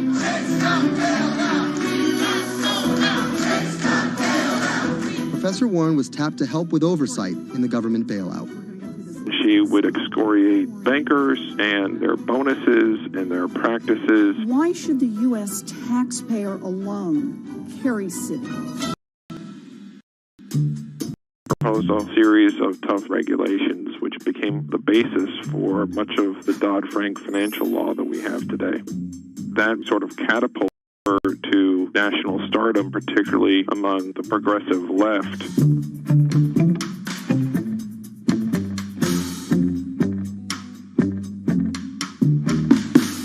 Encouraged by her notoriety, Warren declared her bid for the U.S. Senate on September 14, 2011. During the race, her opponent Scott Brown tried to derail Warren by accusing her of falsely claiming Native American heritage, a controversy that earned her the nickname Pocahontas. Nevertheless, she was victorious and won the seat by a comfortable margin. She used her new tenure to challenge everyone, from banking regulators and Treasury officials to members of Wall Street and Congress. I'm really concerned that too big to fail has become too big for trial. We need tough new laws to hold corporate executives personally accountable. No one should be above the law. She called for Wells Fargo CEO John Stump to resign for fraud, introduced the Bank on Student Loans Fairness Act, and reintroduced the 21st Century Glass-Steagall Act. In 2016, after staying silent during the Democratic primary battle, she finally endorsed Hillary Clinton and had some harsh words for candidate Trump. Donald Trump is a loud, nasty, thin-skinned fraud who has never risked anything for anyone, and that is just one of the many reasons he will never be president of the United States. But she was wrong. The forgotten men and women of our country will be forgotten no longer. Warren wasted no time resisting Trump's agenda. Have you ever overseen a $1 trillion loan program? I have not. How about a $1 billion loan program? I have not. In the Donald Trump era, Elizabeth Warren has been playing defense and trying to prevent Donald Trump and his cabinet appointees from rolling back protections that she helped enact. Warren actually found herself rebuked by Mitch McConnell in a letter by Coretta Scott King about Jeff Sessions' record on racism during his confirmation. She was warned. She was given an explanation. Nevertheless, she persisted. That moment became something that's on T-shirts, bumper stickers, slogans, and that really galvanized a lot of support for her. It's been very hard for Republicans to get much of anything done this year, and that's at least in this resistance movement that Elizabeth Warren has helped champion. We're here to fight back. Enough of Elizabeth Warren. Like you, millions of dollars are being funneled to defeat Warren in the midterm elections in 2018. But it's the rumors of a 2020 presidential bid that has further prompted powerful donors to fund her opposition, often using the same playbook of constant and ruthless ad campaigns that many believe helped Trump win in 2016. It's anyone's guess if she will endure what Hillary could not. You know, the question for Elizabeth Warren is whether she can go from being a liberal firebrand to somebody who can regularly get 60 votes for initiatives in the Senate and 218 in the House and drive an agenda, and whether she can bring together coalitions for political victories. That's the challenge, and we'll see what happens.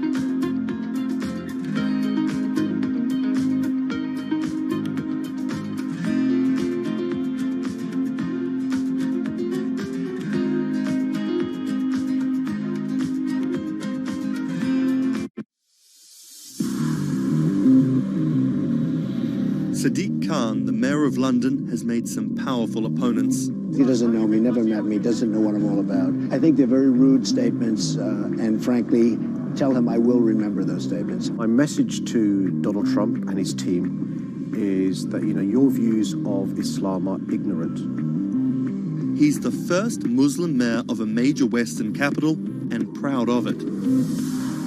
This is how Sadiq Khan went from the son of Pakistani immigrants to a lawyer, lawmaker, and now the mayor of London. Khan's parents emigrated from Pakistan. His father was a bus driver, his mother a stay-at-home seamstress.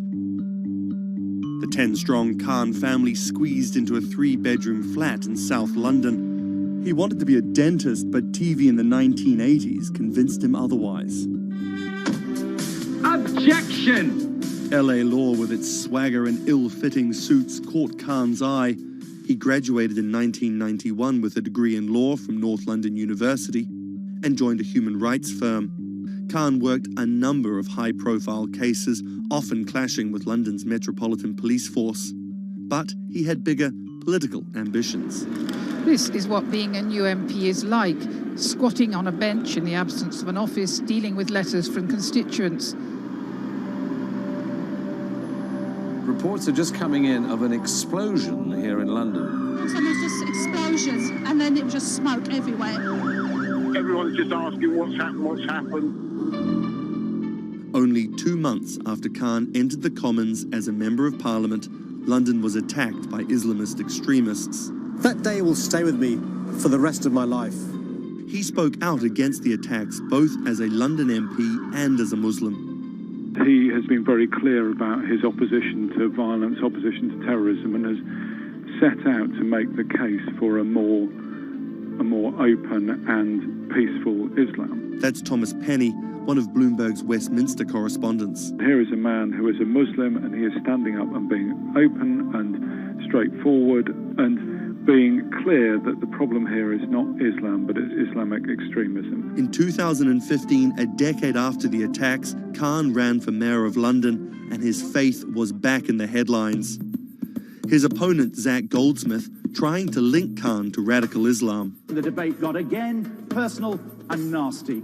The Goldsmith camp has called Khan extreme and accused him of associating with, quote, those who seek to do our police and capital harm. It's a pattern of behaviour. Even the former Prime Minister David Cameron repeated the allegations. He shared a platform with Sajil Shahid, the man who trained the ringleader of the 7/7 attacks and accused the United States of bringing 9/11 on themselves. But the smears didn't stick. Zach Goldsmith ran a very negative campaign that was based on what people knew was a lie. This election was not without controversy. And I'm so proud that London has today chosen hope over fear and unity over division. After taking the mayor's office with a comfortable majority, Khan has brought a business-like efficiency to the role, scrapping expensive vanity projects like the Garden Bridge and the new Routemaster buses, which cost £350,000 each. The former lawyer who used to fight the police in court is now praised for his close relationship with them. I was talking to a very senior police officer in the Metropolitan Police who said there was a sea change when he went into City Hall, and the police were saying how much they welcomed this because they knew where they stood and it was more straightforward to work with. So he works like a lawyer, he works like a government minister. Khan's kept his faith at the fore. He's an outspoken voice for moderate Muslims across the world. Donald J. Trump is calling for a total and complete shutdown of Muslims entering the United States. Now, by giving the impression that Islam and the West are incompatible, you're playing into the hands of the extremists. The ongoing spat between Khan and US President Donald Trump escalated when Trump went after Khan, misquoting him on Twitter just hours after the terrorist attacks of June 3rd, 2017. Khan's now one of the most prominent Labour politicians in the UK. In fact, a recent poll of Londoners found Khan was more trusted to keep the country safe from terrorism than the Prime Minister or the Labour leader. His story of going from the son of an immigrant bus driver to the mayor of one of the greatest cities in the world plays well with Londoners. But can he appeal to the rest of the nation? Has Khan got his eye on the top job? And is the UK ready for a Muslim Prime Minister?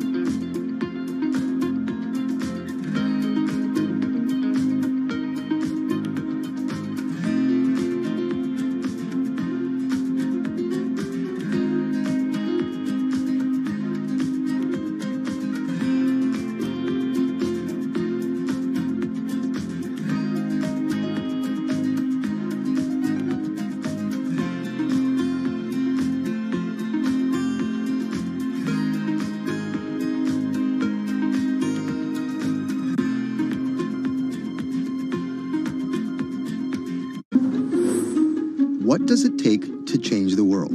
A big army? A cure to a pandemic? A revolution? All of these take either a lot of people, thousands of hours, or massive amounts of space. But for Julian Assange, all he needs is one room, an internet connection, and the world will listen. Assange is located here, and more specifically, right here. And from that location, he's posted government secrets, classified documents, and leaked emails from some of the world's most powerful people.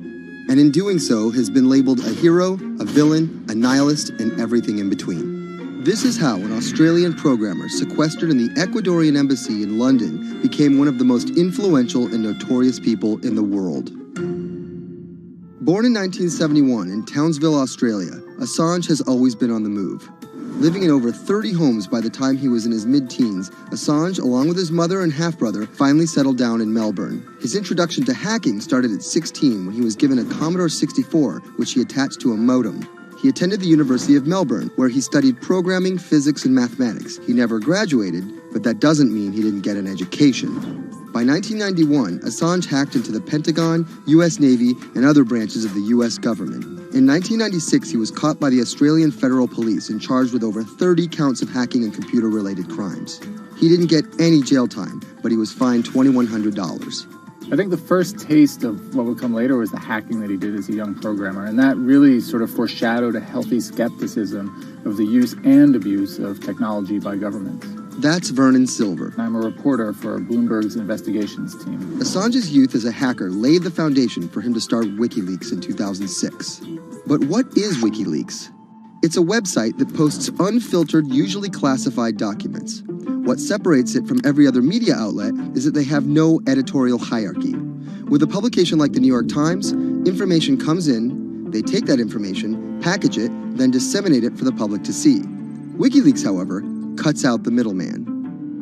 WikiLeaks gathers information, most of it given to them anonymously. So what they're doing is really very simple. They get the information in one end from who gives it to them and out the other with sometimes minimal interference. Julian Assange is the leader of that, the mastermind, the creator, and really, because he thinks of it as a journalistic enterprise, the editor-in-chief. But every story starts with a source, and Assange has some unconventional sources. Julian Assange does not hack as far as we know. He is the recipient of people who are either insiders who give him secret documents or hack emails from a foreign power. That's Eli Lake. I am a columnist for Bloomberg. And there was no source bigger for Assange than Chelsea Manning. He used to be known as U.S. soldier Bradley Manning. In 2010, Manning provided Assange and WikiLeaks with hundreds of thousands of leaked government documents. WikiLeaks quietly began releasing the documents in February of 2010, then made big headlines in April by posting what is now known as the collateral murder video. Come on, fire! It was a vivid, graphic video. It changed the debate on the Iraq War, and importantly, it put WikiLeaks on the map when they put it online, and they couldn't be ignored at that point.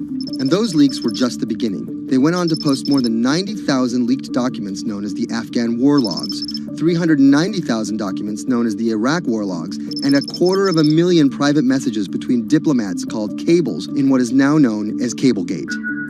These leaks were met with very real ethical questions. The problem with publishing those cables was that a number of confidential sources for U.S. diplomats who faced real danger when their names were exposed.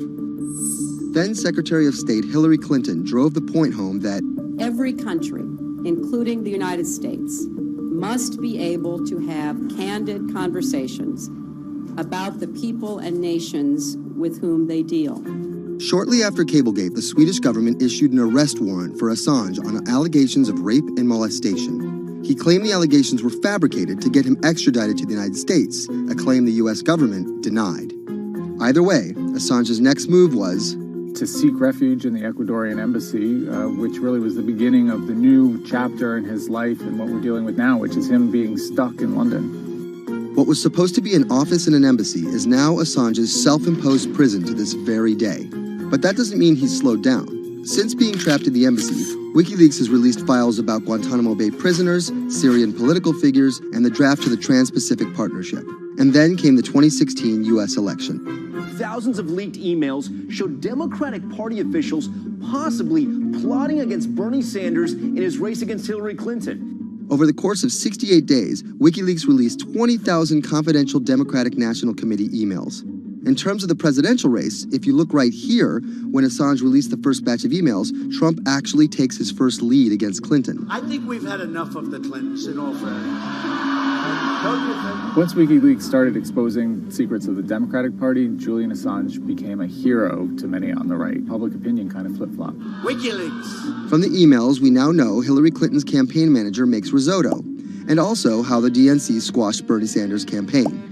One thing we don't know is who gave Assange the stolen emails in the first place. Many leading Democrats say they suspect it was the Russians. They released an analysis from a private cybersecurity firm that had said it was the Russians. But Assange claims our source is not the Russian government, and it is not a state party. So this is where we stand today. The public still doesn't know who provided the emails to WikiLeaks. Meanwhile, Assange is still running WikiLeaks and still releasing documents. In March 2017, he started publishing documents from the CIA's Center for Cyber Intelligence called Vault 7. The CIA, the agency charged with finding and keeping our top secrets, can't keep its own secrets. As long as Assange has a connection to the world, no government secret will be too far from exposure.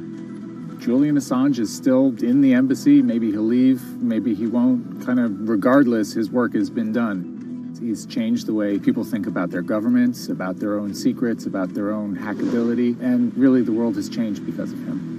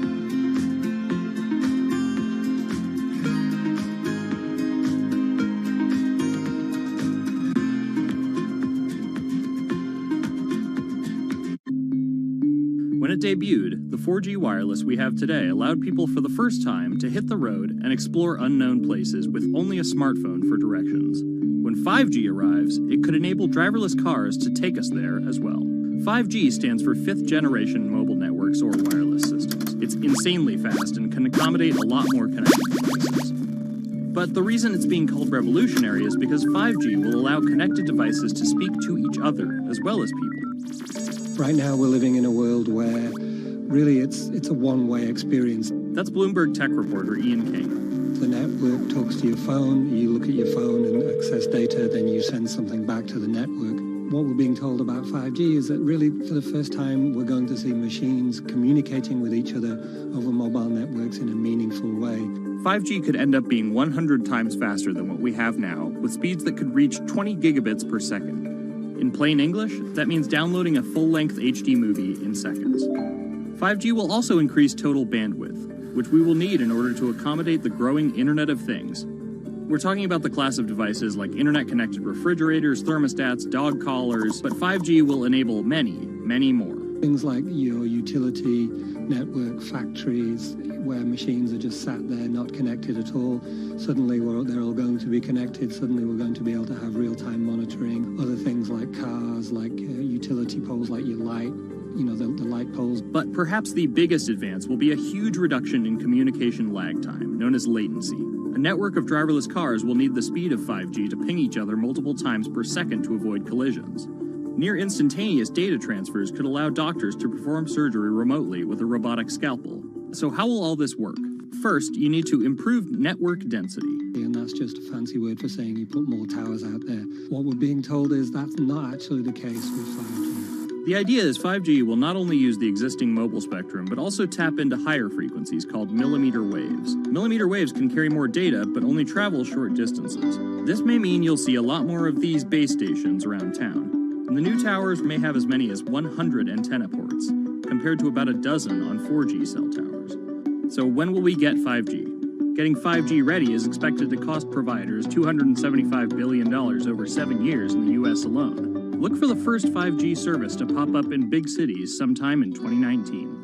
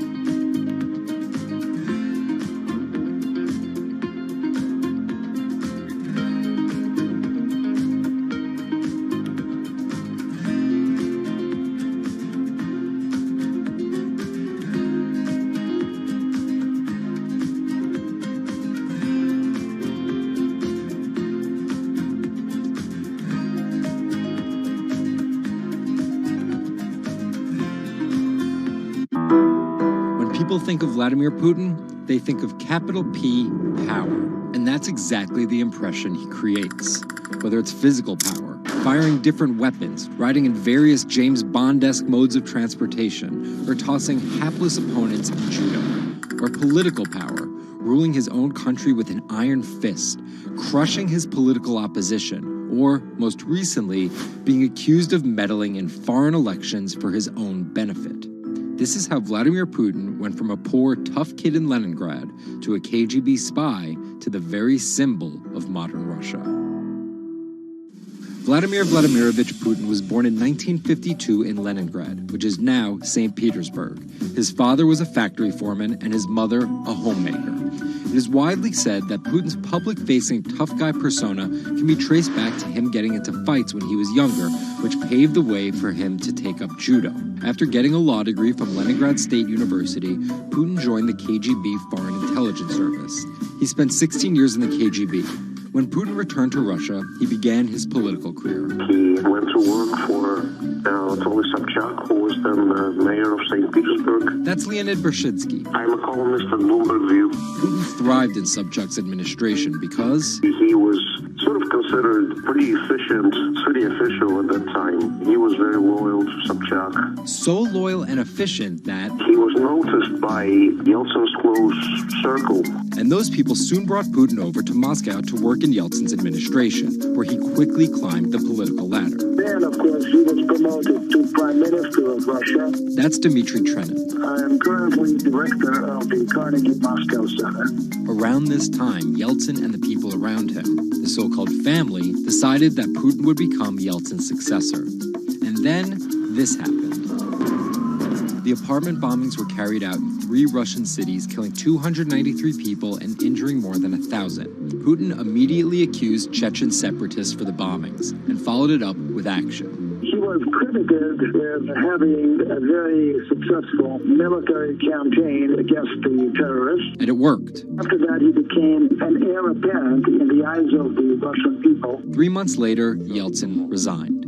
And on his way out, a famous exchange. He was getting into the car in the Kremlin, and the last words that he addressed to Putin before getting into his car was, "Take good care of Russia." So Putin took over as president, and 3 months after that, won his first election. But just because Putin won the presidency, that didn't mean he had all the power. This is Michael McFall. I was U.S. ambassador from 2012 to 2014. In the 1990s, there was a fire sale of all the things worth owning in Russia, and certain people, the oligarchs, did better than others in that fire sale, sometimes called privatization, and those people tended to be well connected with the Yeltsin regime, and they weren't Putin's friends.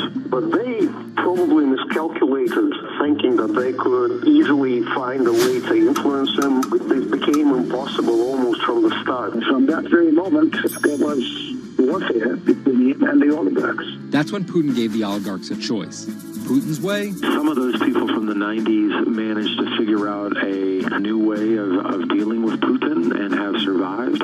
Or prison. Others could not find common vision, and so they lost their assets. Khodorkovsky once was Russia's richest person, worth $15 billion, but he ran afoul of President Vladimir Putin and spent a decade in prison. With domestic power consolidated, Putin focused on restoring Russia's global influence. Putin is the guy who believes in the expansionist Russian state. Georgia and Ukraine and all the other Soviet republics that split off when the Soviet Union fell apart, he still believes that they're traditional Russian satellites. A lot of his strategy is about keeping them in the orbit. That Yeltsin line, take good care of Russia, that's how he understands it. And he used annexation and invasion, as well as oil, gas, and trade to keep former Soviet republics in Russia's orbit. In 2008, Putin's 2 terms were up, and he decided to step down as president. Dmitry Medvedev stepped in as president, and Putin went back to prime minister. But really, Putin never left power. He pretty much continued running the country, and Medvedev was a bit of a figurehead. There was actually a period of cooperation between Russia and the U.S. that benefited both countries during Medvedev's presidency. Because Medvedev did not have the same negative attitude towards the West as Putin did. But when Putin came back to run for a 3rd term, in the lead up to the 2012 election, it was widely believed that both the presidential and parliamentary elections were rigged, and Russians took to the streets. Putin blamed the protests squarely on America, and more specifically, Secretary of State Hillary Clinton. He believed that she had sent, and this is his words, a signal to demonstrators. Still, Putin won by a huge margin and set about crushing the protest movement immediately upon his return to the Kremlin. Over the next few years, Russia's economy tumbled. Putin annexed Crimea, leading to sanctions. The price of oil fell drastically. The ruble hit a new low, and America played down Russia's influence, with Obama calling Russia a regional power. Despite all of that, Putin's approval rating remained sky high, and then an opportunity for payback. I think I'd get along very well with Vladimir Putin. In 2016, there was one candidate who called Vladimir Putin very smart. Trump exhibited tolerance towards Putin's actions annexing Crimea, and similar views on NATO and sanctions. Secretary Clinton didn't support any of those views. Even though Putin denies any wrongdoing, U.S. elections. Yes. the U.S. has accused Russia of being behind the leaking of 20,000 Democratic National Committee emails, which many say helped Trump beat Hillary Clinton in the presidential election. Which leaves us here, with the possibility of a President Putin until 2024, positioning Russia to be the world power he always imagined it should be.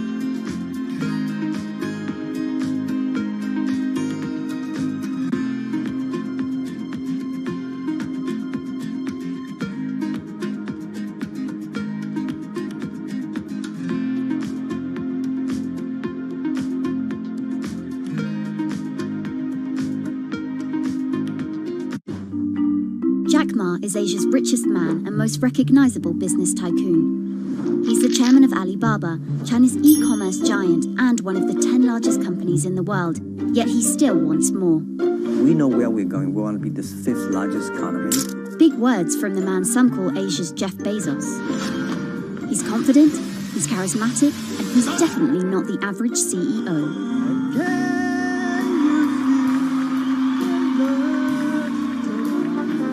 This is how a poor schoolteacher went from the classroom to being one of the most influential multi-billionaires in the world.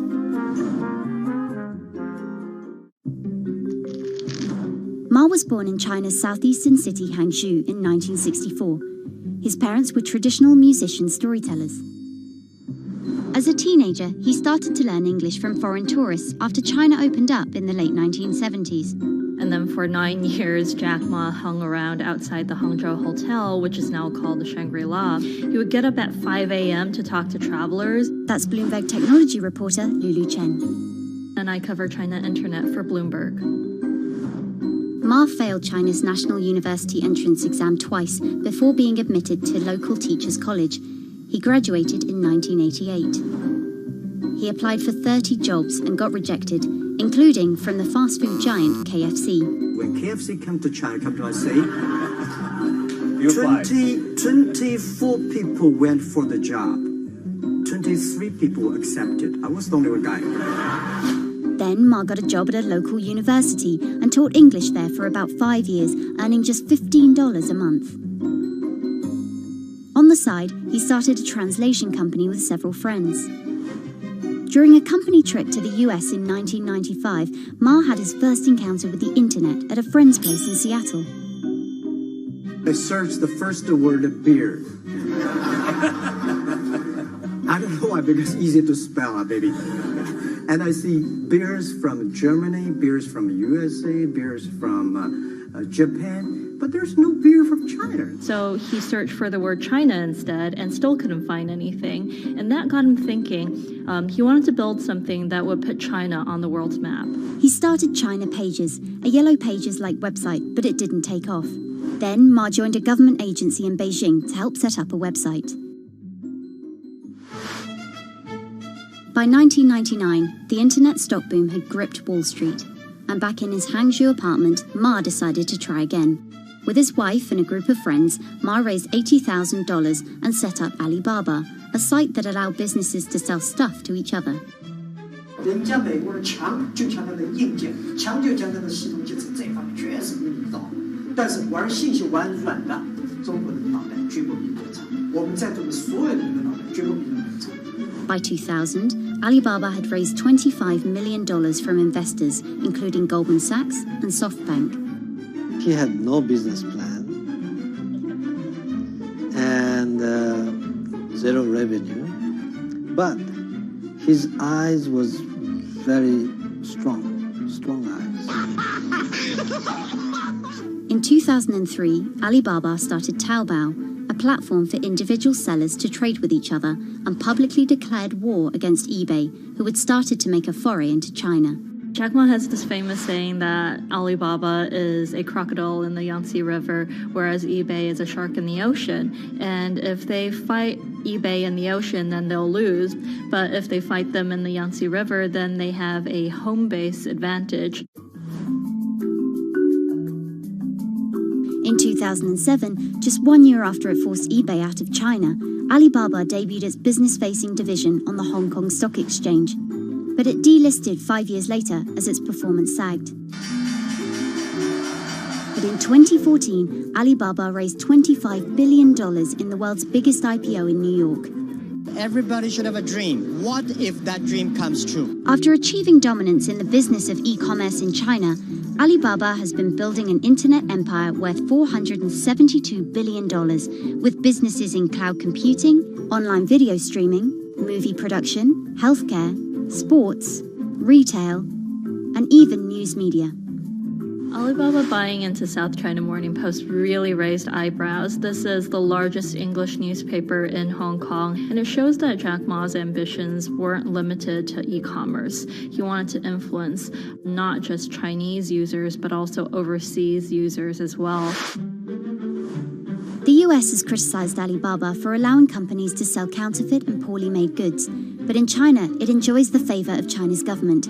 It's part of Ma's company philosophy. In love with the government, but don't marry with them. Jack Ma is an extremely fortunate man for jumping on the internet sector so early. Note that this is a person who has no coding skills at all. He's a natural showman and a gifted public speaker and really able to convince others to believe in his vision. Ma's vision of growing Alibaba to be the world's 5th largest economy faces strong competition at home and abroad. It will require more than just naked ambition and charisma, but Ma is great at getting himself in the right place at the right time. So far, it's served him well.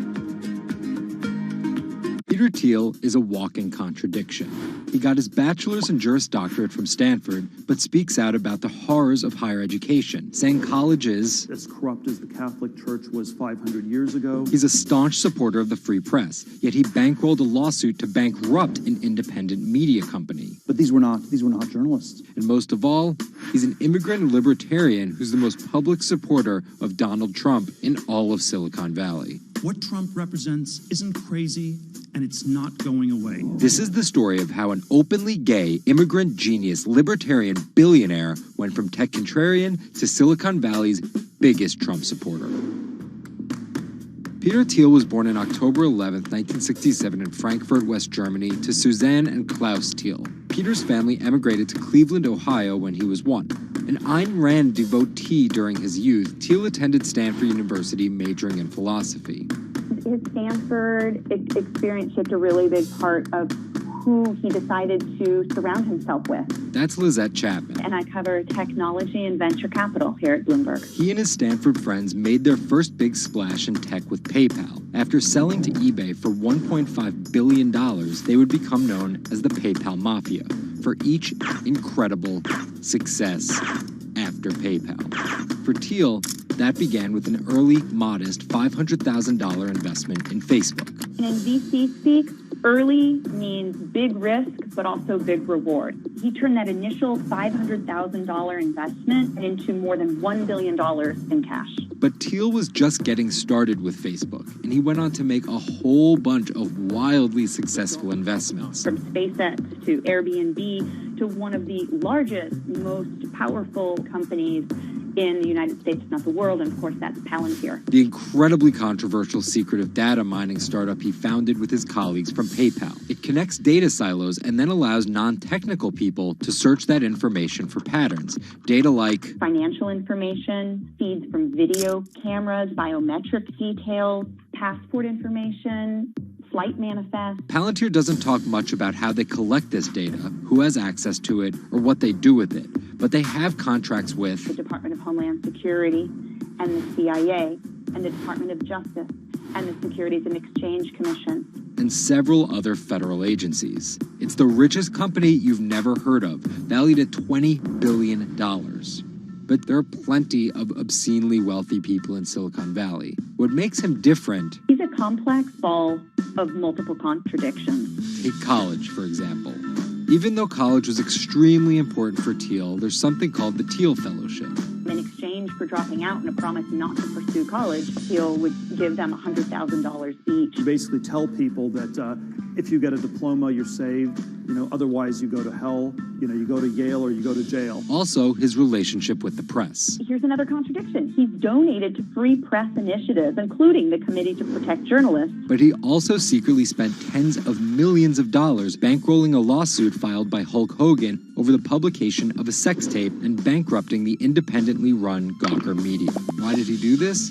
Because in 2007, one of Gawker Media's blogs, ValueAg, outed him as gay. And with the lawsuit, he found an opportunity to get back at them by funding the lawsuit that Hulk Hogan was able to bring then, but he wouldn't have been able to do that without Thiel's money. And finally, Thiel's biggest contradiction, his endorsement of Donald Trump. When he was asked about his support for Trump, he was surprised at the outrage that came with it from many of his colleagues in Silicon Valley. He didn't want more of the establishment. No matter how crazy this election seems, it is less crazy than the condition of our country.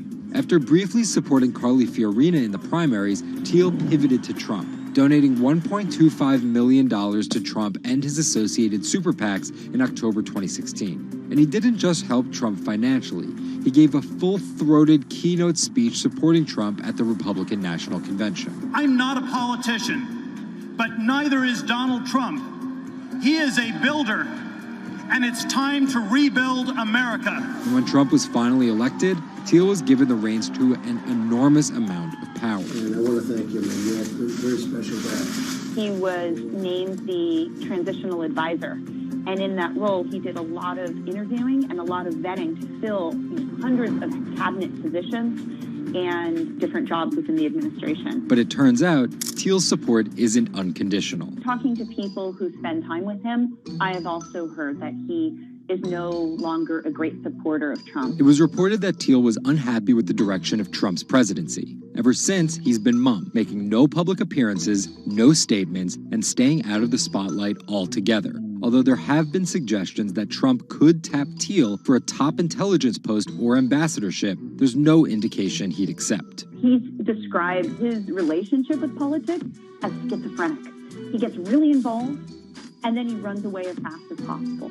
Whether Thiel takes a new position or simply continues as a board director at Facebook and Palantir, at just 50 years old, he's primed to wield some serious influence in technology and politics for decades to come.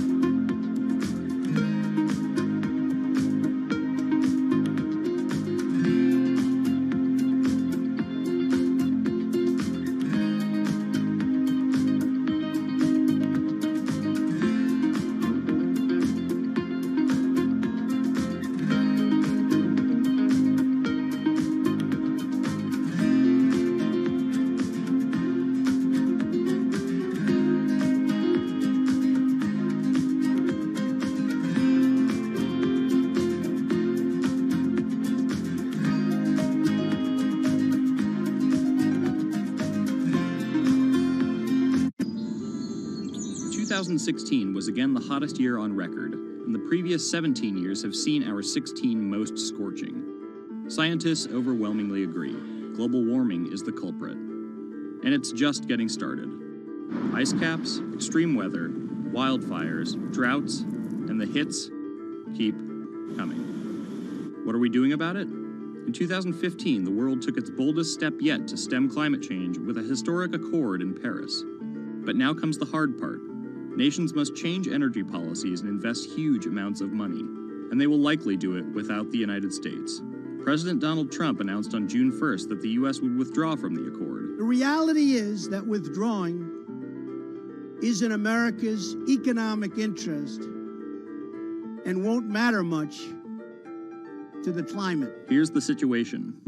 Decades in the making, the Paris Agreement united the U.S., China, and more than 190 other nations in a push to limit fossil fuel pollution. The UN-sponsored plan secured pledges to cut greenhouse gases, the emissions that trap heat in the Earth's atmosphere, in an effort to avoid the rising seas and other environmental disasters that climate models predict. But even if all pledges are met, the globe is expected to warm by as much as 3.4 degrees Celsius this century, more than the UN target of well below 2 degrees. Meeting the Paris Agreement means that governments will have to offer more incentives for clean energy, scale back support for fossil fuels, make emissions more costly, and reduce deforestation. It's estimated that the deal will require $13.5 trillion of spending through 2030. Here's the argument. Unlike past climate pacts such as the Kyoto Protocol, each country set its own Paris targets and then promised to revisit and improve them. The U.S. was primed to play a lead role in climate change, but Trump's Energy Independence Executive Order reverses Obama-era rules and directives put in place to combat climate change, and expands production of coal, the dirtiest fossil fuel. The resulting policies threaten the global fight against climate change. Without the U.S. commitment to emissions reduction, other countries may join it in abandoning the Paris Agreement. This could make it almost impossible and even more expensive down the line to stop climate change. Optimists argue that the shift to a lower carbon future is already underway. Businesses, cities, and U.S. states, such as California, are already investing in wind and solar and taking other steps to make it work. I've actually been called an environmentalist, if you can believe that.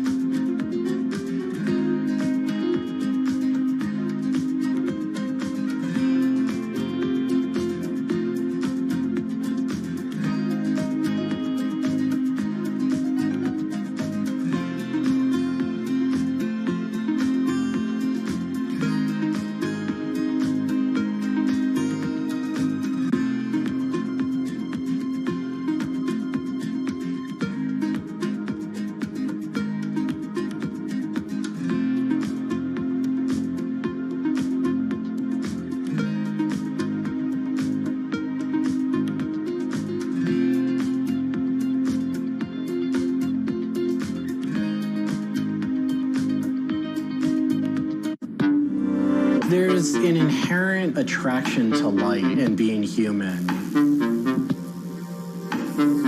And I think on a very deep psychological level, light is this way in which we experience the energy surrounding us in a very personal manner. My name is Matt Dilling. I'm the founder of Light Bright Neon Studio, and we manufacture, produce, and restore neon works of art and design.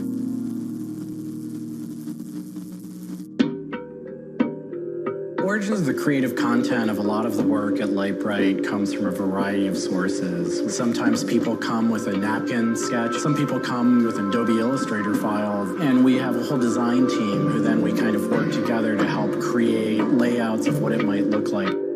Scale it up and create a paper template using a pen plotter. And that paper template actually becomes our guide for what we're going to bend the neon to.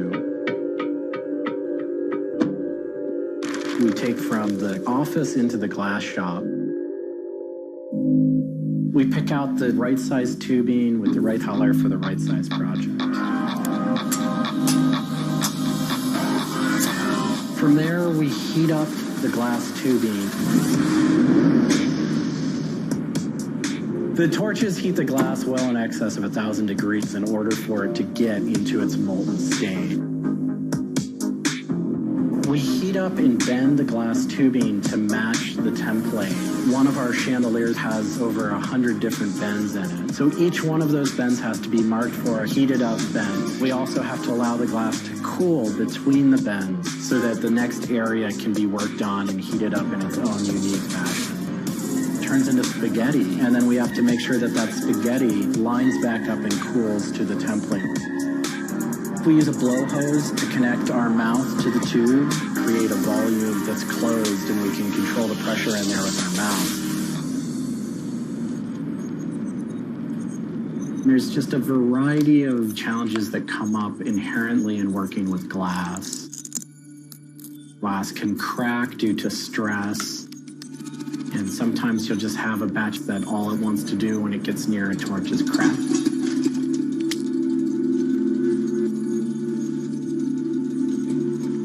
After we've bent various components, we have to go in using the crossfire or the hand torch and actually weld all of those pieces together. The last step on that is then to weld on electrodes onto either end. Each one of those steps is very, very specific. I draw inspiration from so many different experiences. It's hard to come up with one thing that's particular, but one of the ways that I really am able to connect with the creative is to float. Floating is a similar experience to meditation, to psychedelics. Going into a blackened room and laying out in a body of water and salt that's heated to your body temperature, and it allows for all sort of external stimulation to fall away. And your internal world really begins to bubble up and manifest. You really get to experience a different relationship to your mind.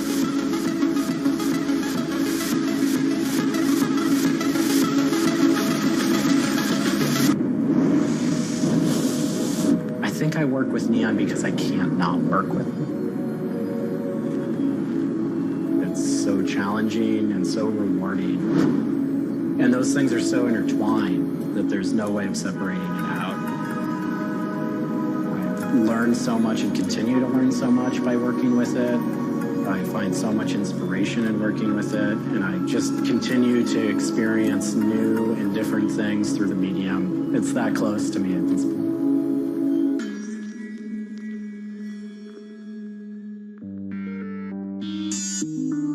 Once the neon tube is completed, we have to hook it up to our manifold for bombarding. The manifold is open, a vacuum is drawn. We check the tube for leaks with our Tesla coil. We close the tube back off, and we heat it up using a very large and powerful transformer. As the tube is heated up, it releases anything that's not inert inside the tube, and we evacuate that out. We introduce the gas into it. And we seal the tube off, sealing into that tube whatever gas we introduced into it. I think my favorite part of making a neon light is when I see it lit up for the first time. Different gases, when electrified, emit different wavelengths of light. Neon gas is this very bright orange, fiery red color. Argon gas creates a very intense blue, but that light output that is produced can then be expressed in a different wavelength by coating the inside of the tubes with a phosphor coating that takes that one wavelength of light and emits a different wavelength. bring it over to the aging table, where we hook it up to an age-in transformer and allow it to settle, age the gas in that we've introduced to it. There's always a stray particle of something left inside the tube. But that time that the oxide coating can act to scrub whatever is left inside the tube while things are getting settled into place.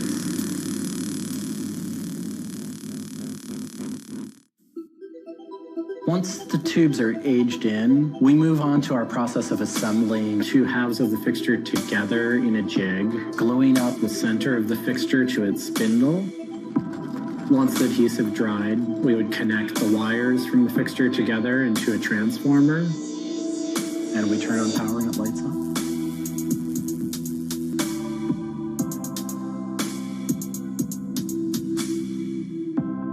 Part of what we love about what we do here is that we try and put out into the world the kind of things that we'd like to see. I still am surprised when it lights up. I'm still excited when I get to see it illuminated. There's an ineffable quality to it. To me, is this insight into the inner workings of the universe. It literally is. It's a way of looking at what is surrounding us in the cosmos in a new light.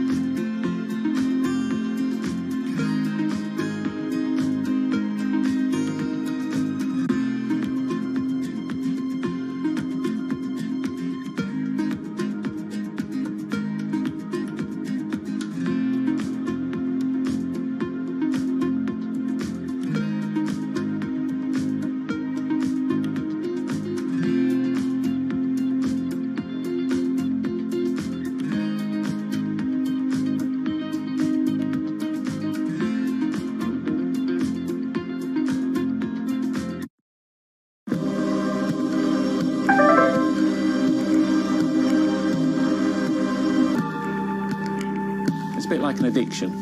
You've got to make something. You have to do something. It's borderline obsession.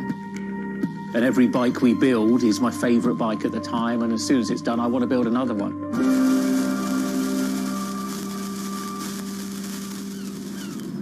It's Spend cycles is something I've been thinking about ever since I started cycling in my late teens.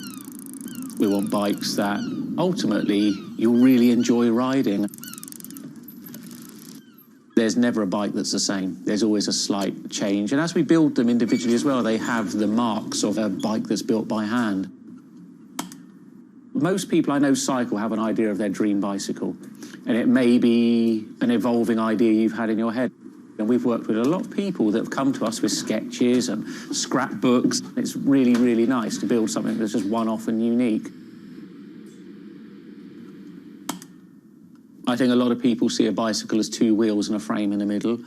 There are a lot of subtle changes and nuances in design which can change the riding characteristics quite dramatically.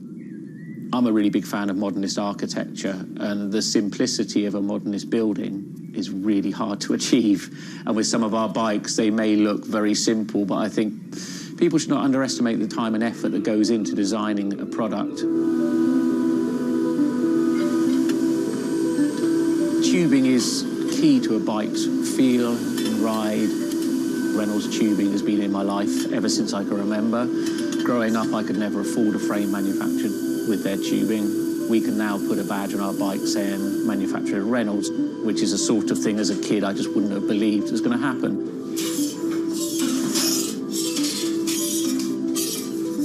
Every part of the bike has a specific tube. It's not universal. The first thing we do is get the tubes out, check they're correct, check the wall thicknesses, sand the edges, make sure it's all really clean, because if it's not clean, the tubes won't join together correctly. We build in steel because I still believe it's one of the best materials to use. It's been used in bikes since the late 1800s, and they're still using it now for a very good reason. It's the flexibility that we can replace the tube, repaint the bike, and you wouldn't know it's damaged. I just like working with it. It's very sculptural. This isn't sort of aerospace precision engineering. It's a steel rule and a marker. So when we're cutting the tubes, it's within a mil or two. But what we're trying to do is take the best from bicycle building in the past and add a little bit of modern flair to it.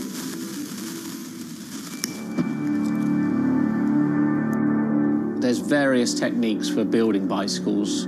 We do a thing called fillet brazing, where you connect a pipe together. We use a bronze rod and a flame. We heat the tubes up to the same temperature and we fill the joint with bronze. And it gives a very, very sort of fluid, lovely, sort of quite sculptural feel. You've got to practice. You've got to be able to judge material temperatures. You've got to just look at it and you just get a feel for it. It's the stage where your tubes start to look a bit like a bicycle. My father's a jeweller. He'd make sort of very pretty things, which are lovely, but for me, they don't really have any function. What I love about bicycles, you can start on a Monday with a box of tubes. You can be riding it by the weekend, and it can last you for the rest of your life.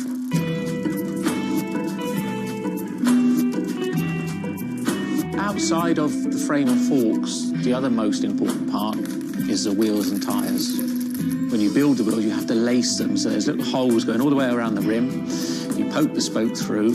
We do build all our wheels by hand here because a machine can't get 30 years worth of wheel building experience. Colour is very, very personal. With any of our bikes, you can have them painted whatever colour you want. We've matched one to the teapot, so we can get that scanned and we can match that, or someone's favourite item of clothing. I like to let the bike sit for 4 or 5 days minimum, just so the paint can have time to cure a little bit, and then we assemble it. We get out all the new components, and it's a case of putting them together. Some bikes you can assemble in 3 hours, some will take 3 days. And we've built bikes that cost in the £10,000 plus mark. Some people, they're saving up and this is their bike and they're going to own it for the rest of their lives. So we just want to make sure they get the right thing.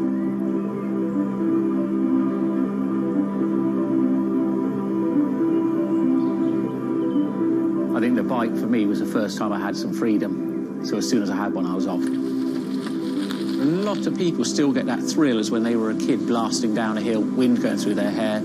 It's fun. Everyone has their favourite jacket or something that just makes them feel good. If you've got a bike that fits well, you actually feel part of it. Building bicycles as a creative outlet is fantastic. It's not something you do because you're going to get a big paycheck at the end of the day. You do it something you have a passion for it.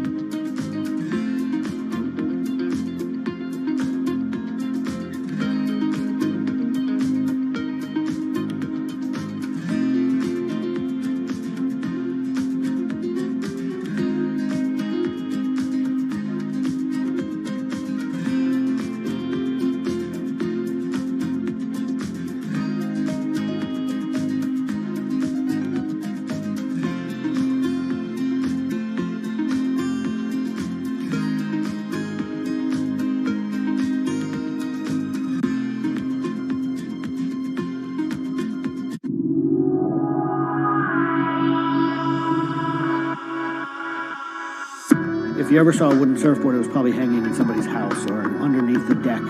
But kind of in the last 10 or 15 years, wood has made a big comeback. They surf wonderfully. It's beautiful and it feels great to be on one of them.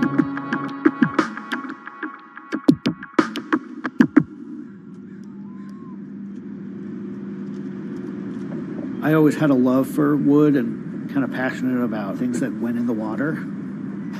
I've kind of been around wooden boats most of my life. There's just so much character.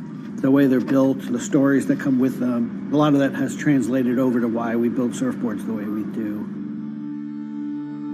When we first started thinking about building surfboards, wood was the natural material we chose. They have a very high strength to weight ratio. Wooden surfboards have the longest history of use in the surf world than any other material.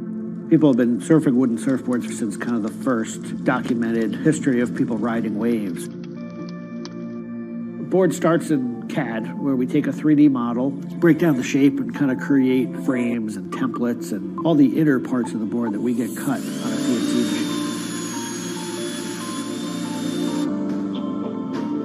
machine. We take those frames and we just pop them out, assemble the frame into kind of a skeleton. We go out to our lumber shed, pick a bunch of cedar, and bring them into our mill shop, put glue along the edges, clamp it all together into a panel. Everything's book matched, you have symmetry in the colors and texture of the wood. Cut your outline. take our assembled frame, gently put it down right on top of the plank.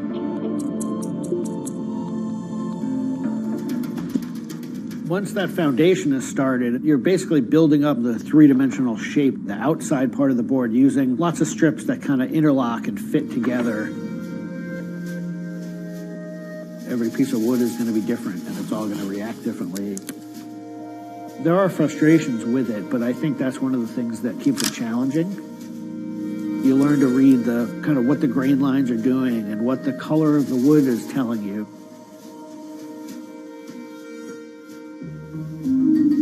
Once those rails are cleaned up, we put our top planks on. It's a little bit like putting a lid on a box. It's like, this is it. Whatever's inside that board is staying inside that board. And by tensioning some rope, you can clamp the two together. It's like a time capsule.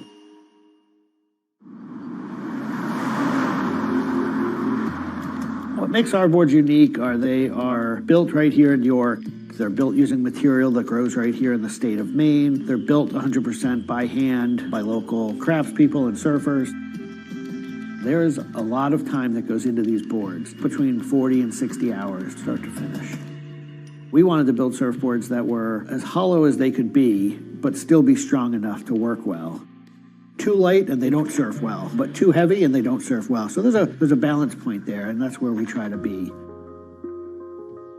Taking the board off the rocker table, once the top has gone on, that is by far one of my top favorite parts. It's just you and a shaping stand, a board, and a hand plane. Everything else is out of your view. It's simple, it's pleasurable, it's quiet. You can be with your thoughts and you can just kind of be present. There's something about taking a nice sharp edge tool to a beautiful piece of wood and feeling the curls coming off and knowing that every pass that you're making, you're kind of getting it closer and closer to what you have in mind.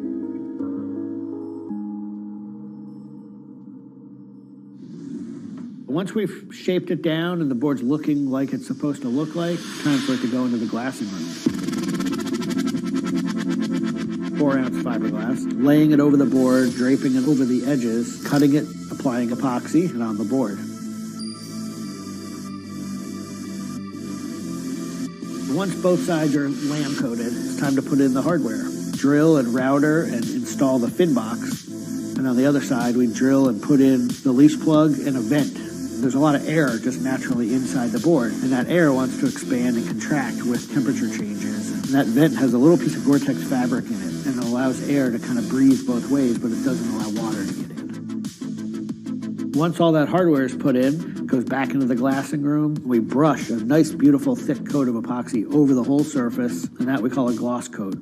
That's supposed to look beautiful and glossy and shiny and flawless. You get to see that board come to life. Whatever the colors in the wood, they really come out. It just makes it look like candy. You just want to touch it and run your hands down it, and it's just kind of the icing on the cake.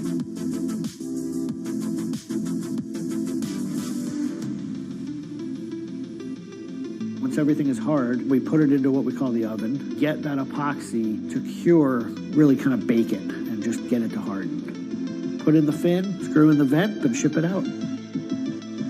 We just love the idea of building something that's sustainable and long-lasting and made by hand. Kind of gives you a deeper connection to the product over something you might buy on a shelf.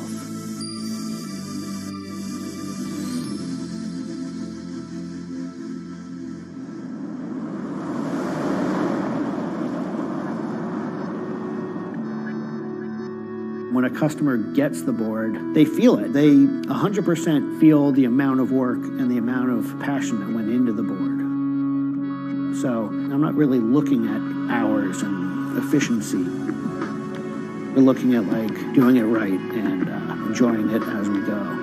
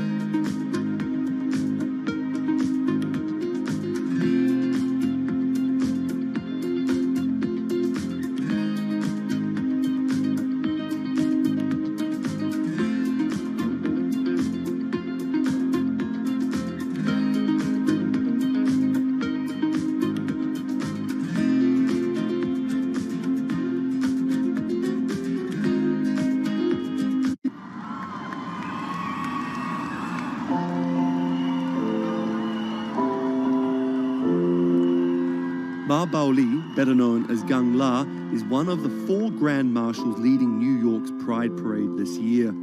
But in the country he comes from, being gay is still a social taboo. The CEO of a Beijing-based internet company is on a mission to improve the lives of millions of gay men in China. 对于每一个 LGBT 人群来说，即使这个国家不允许你跟同性爱人结婚，但是你仍然要勇敢地去选择你自己的生活，你仍然应该拥有幸福生活的权利。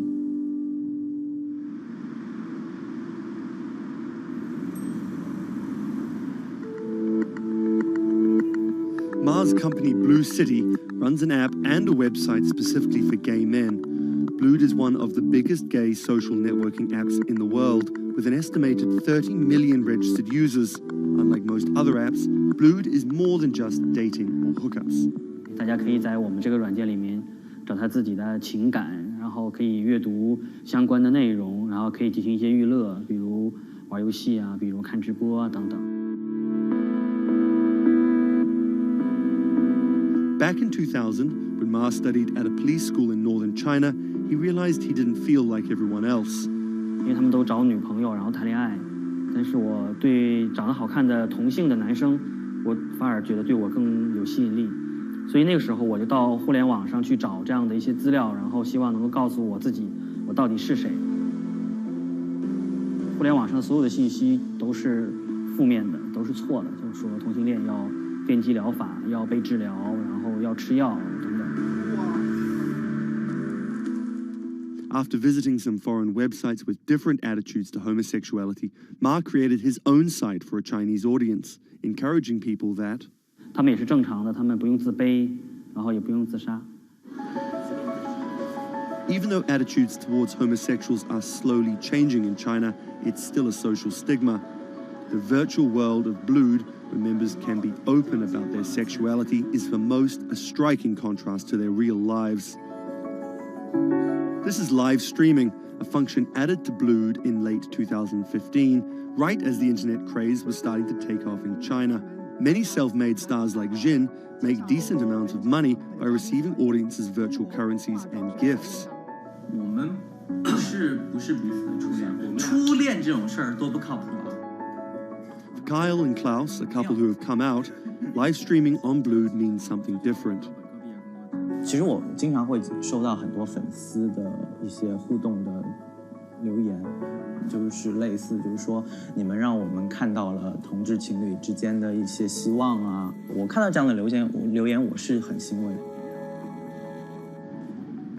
The government's rules for acceptable content online may shift quickly in China, with LGBT material in a grey area. Many companies feel the chill of the recent internet crackdown, but Blue City still runs as usual.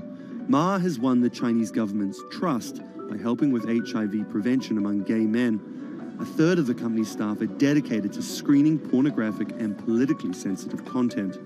我不太多的愿意去对抗，我更多的愿意去对话，去改变他们的想法。我觉得这个可能在中国来说是更有效的。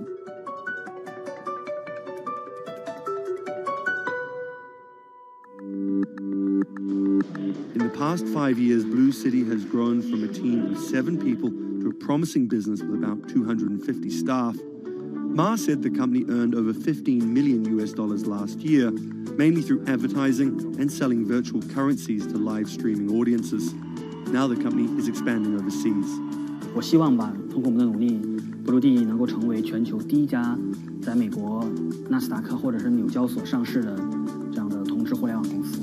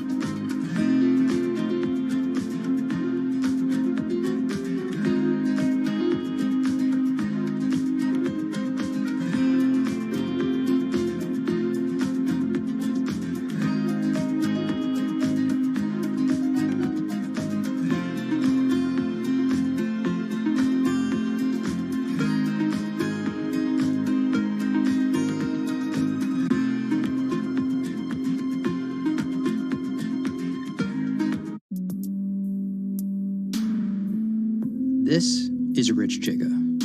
He's a Chinese rapper by way of Indonesia, and he's very popular on the internet. This is Joji. He's a Japanese-Australian singer, and he's also very popular on the internet. Plus, Joji invented the Harlem Shake meme. Let me say that again. This guy, Joji, in the blood bathtub, invented the Harlem Shake meme. But we'll come back to that. So Rich and Joji are both signed to 88 Rising, an entertainment company hoping to build a lasting global brand that will outlive singular moments of virality. They primarily create content combining Asian culture and hip-hop, a formula that apparently pleases the internet gods greatly. They've only been around for 18 months, but they're already putting up major label numbers. I think that we have an unprecedented collective of talent, a group of predominantly Asian artists, really making waves globally, which from an independent point of view as well. 88's founder, Sean Miyashiro, cut his teeth launching Vice's electronic music channel, Thump.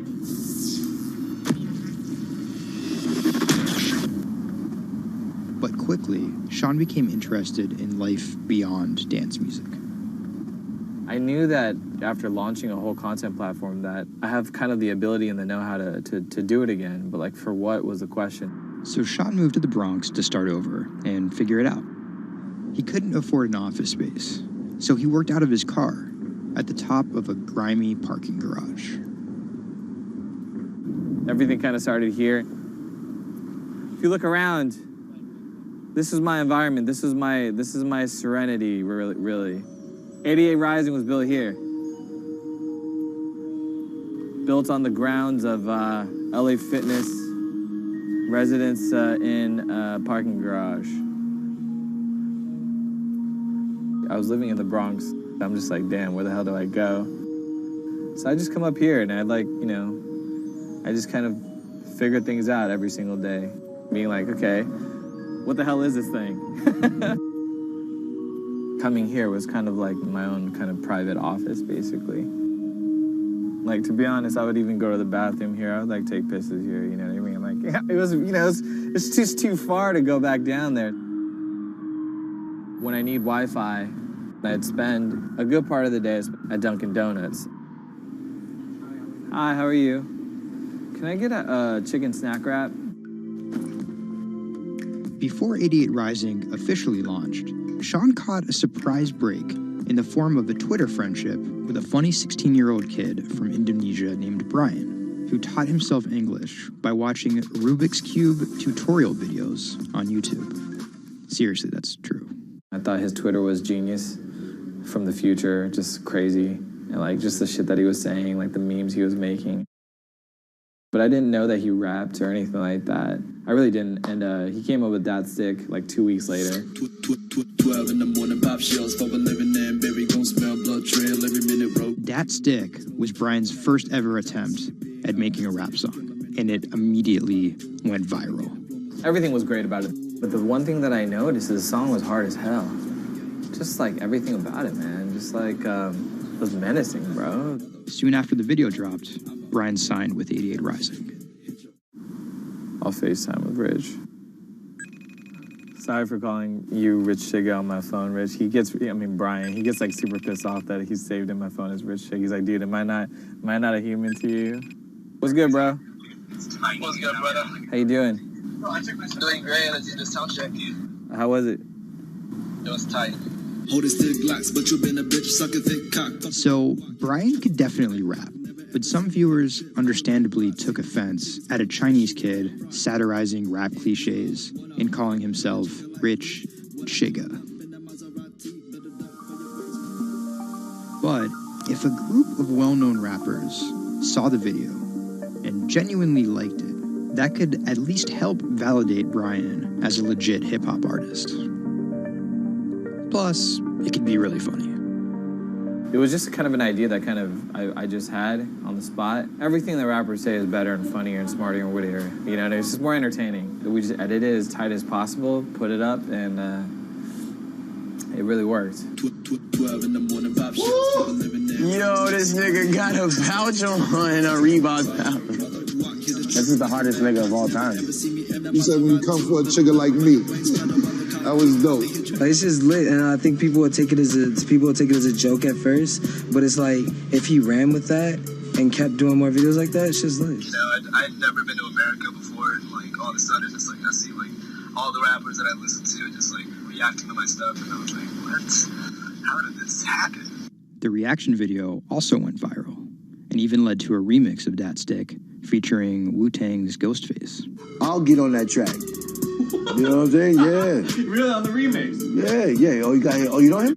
And yeah, the remix went viral too. Brian has since acknowledged the misstep in his name and claims he may change it. But for the time being, he's still Rich Chigga to his fans. An ever-growing global audience, hungry for more releases from emerging talent around the world. I didn't know that it was gonna be this impactful and this important to people, and I'm very thankful and blessed that it has. And every day now that I wake up, it's like it's just like a new mission every day. A major part of that mission involves Joji. Remember the bloody bath guy? He's a former YouTube personality in the middle of a career transition. The sound of this song, Will He, it's like a trap song that you can like slow dance to. Awkward prom shit, you know what I mean? I used to do crazy episodic internet videos. It was going well, and one day it was me and a few friends just in a room. We were casually chilling, and then someone plays the song, and it's brand new at the time. I happened to have a lot of costumes laying around, so I told the other guys, I was like, get in these costumes and let's just dance to it. Like, who cares? We were like, okay, let's just go crazy at the drop. So that video goes up. I go to sleep, and the next morning, everyone's doing it. Like, next morning.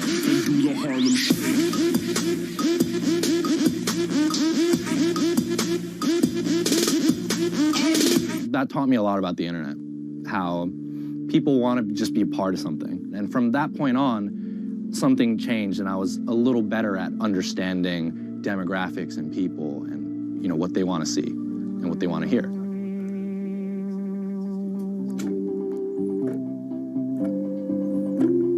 I was friends with a couple other artists who were affiliated with 88, and then I also started to realize that 88 is the bridge between Western and Asian entertainment, and I really wanted to be a part of that. Joji just released the In Tongues EP, his first project as a serious artist. Joji's In Tongues record came out a couple weeks ago.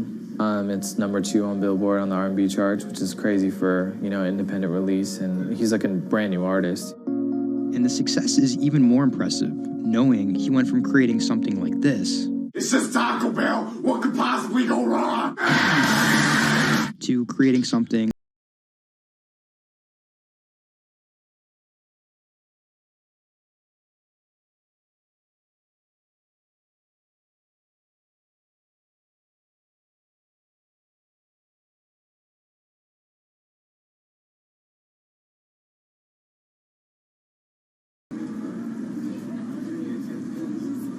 Tonight, Rich Chigga has a show in New York City. Tickets sold out in an hour. I came here, I'm first online. I was here at 1. I was the third person online. So why'd you get here so early? Because I want to see Rich Chigga. I want to touch him. What do you guys think of Joji? He's That's my dad, son. You guys copped the new EP or like? Yeah. I woke up at 6 in the morning just to cop this shit. And then I listened to it, and that shit started making me cry. This is actually kind of exciting. Every time, this never gets old. Like, you live online and social media, but like, there's nothing like just being with the people.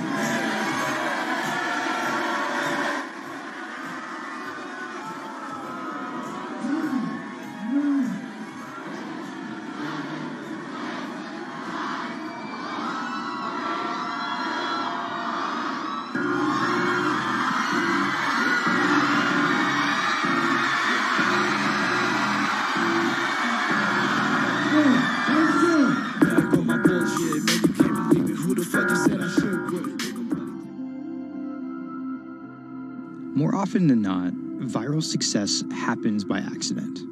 And then after an appearance on Ellen or Jimmy Kimmel, the creator's star power fizzles out.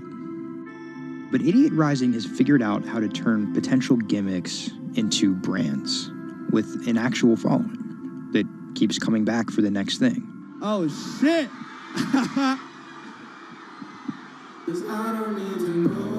So keep an eye out for Idiot's next move. But more than likely, it won't be covered on network television or terrestrial radio. Although, as they've already proven, nowadays that really doesn't matter.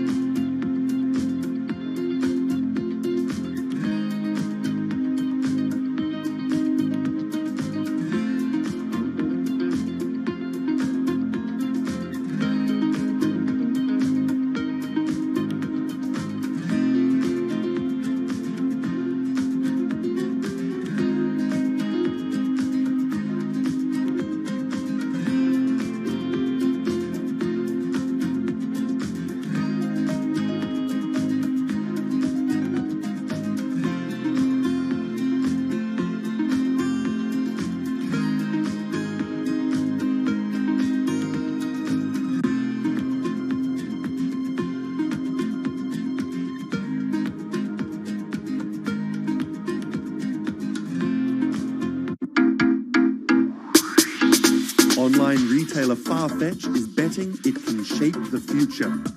This is its concept store, showcasing the latest in retail tech. How do you capture all of that fantastic information that you gather in store with customers, touch and feel products? And we created a concept called the connected rail. And this is using a combination of RFID and ultrasound. The RFID signal recognizes the product, and the ultrasound recognizes the movement. Take the product off, and then you'll start to see your products appear. And essentially, it's like online browsing behavior. Whichever products you touch and pick up in the store are automatically sent to your app. This is effectively what you've created is your in-store wish list. In the middle, you'll see essentially a hologram of the product. What the customer sees, they control the experience on a touch device. What this allows the customer to do is take elements of products and then add their own style to it.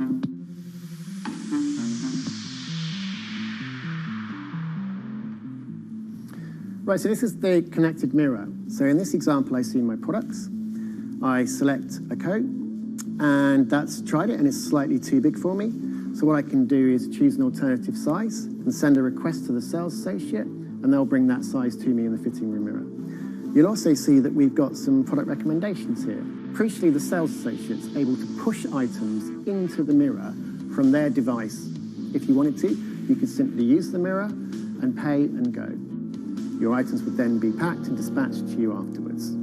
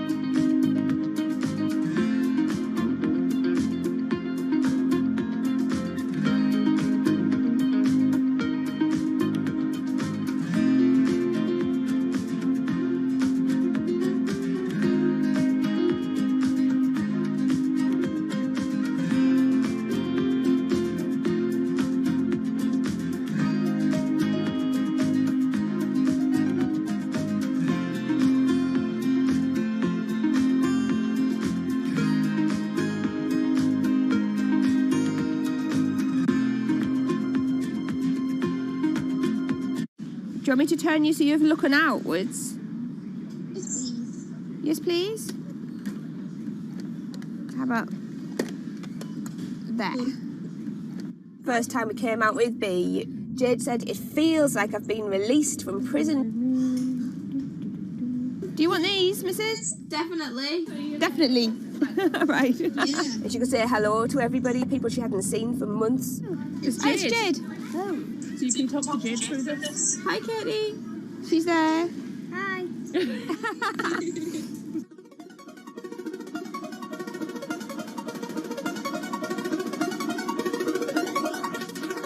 Every time anyone's seen her, they want to know why she's there.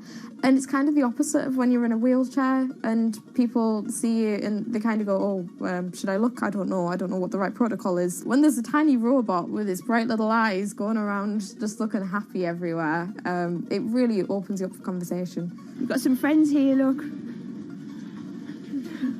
Hiya. When I saw her for the first time, I remember thinking, this is going to change things. This is one of those points where if this was a book, this would be the cliffhanger.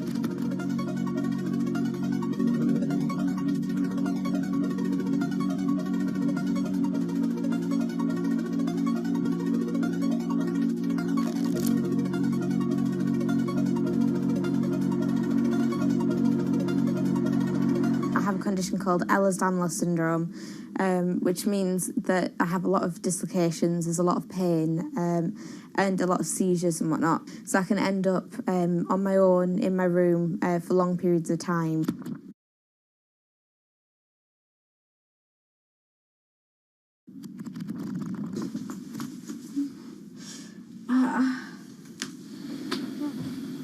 Yeah, my love.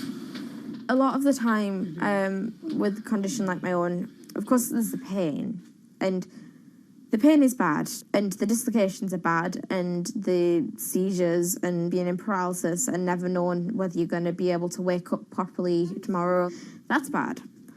But what's worse still is being able to count the number of people you see a day on one hand. Are you ready? Sure am, I'm just hoping the connection's going to stay. Yeah, me too. Alright, here we go. When you're used to just the same little metre by metre and a half window every day, and you've been there for months, being able to just see the sky from somewhere else, or the tops of trees, or a sign, is incredible. Or being able to have that kind of chat in the car that most people would probably take for granted. I'm going to go past Grandma and Grandad so you can give them a wave. Now, if Jade is particularly seizure-y, she can still take part.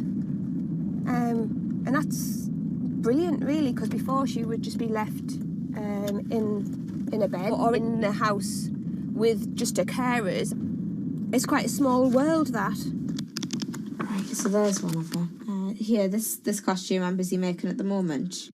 When I'm not on bed rest and I'm not just wearing pyjamas all the time, I enjoy being able to dress as different characters and go to Comic Cons and that kind of thing, because it just lets me show a different side of myself, and it's a bit of fun. If you can't go out that often, you've got to enjoy it when you do. Was that? Good. It's one of those weird things where I want to not have to use B because I want to be well enough to be able to go to those places myself. Like, it really makes a big difference to me to be able to go into school. But the thing is, with my condition fluctuating all of the time, I can't go into school reliably.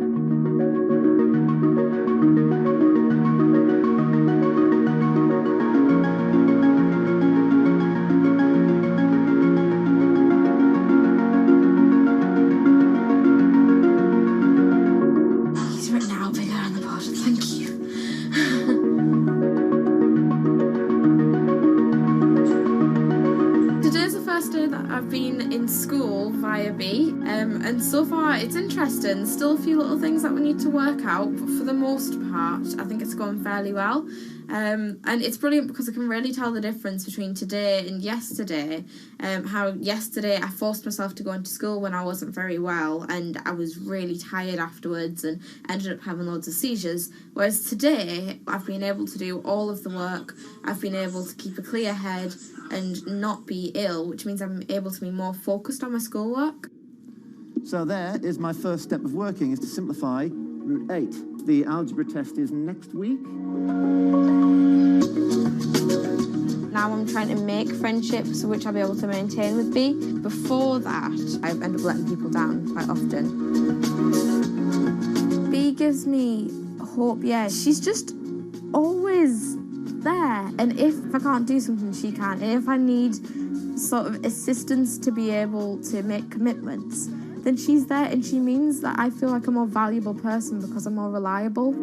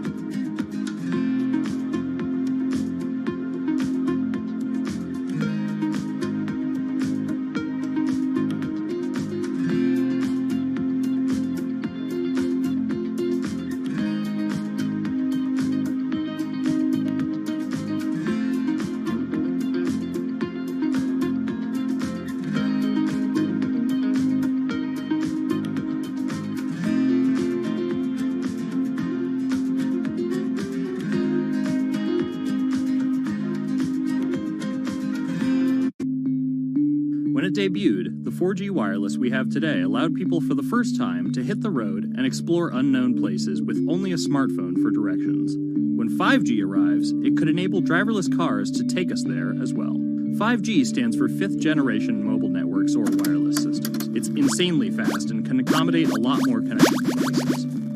But the reason it's being called revolutionary is because 5G will allow connected devices to speak to each other as well as people.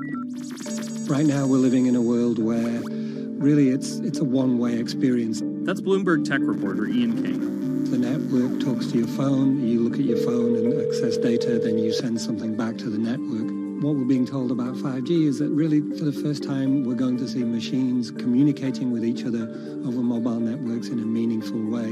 5G could end up being 100 times faster than what we have now, with speeds that could reach 20 gigabits per second. In plain English, that means downloading a full-length HD movie in seconds. 5G will also increase total bandwidth, which we will need in order to accommodate the growing Internet of Things. We're talking about the class of devices like internet-connected refrigerators, thermostats, dog collars, but 5G will enable many, many more. Things like your utility network, factories, where machines are just sat there not connected at all.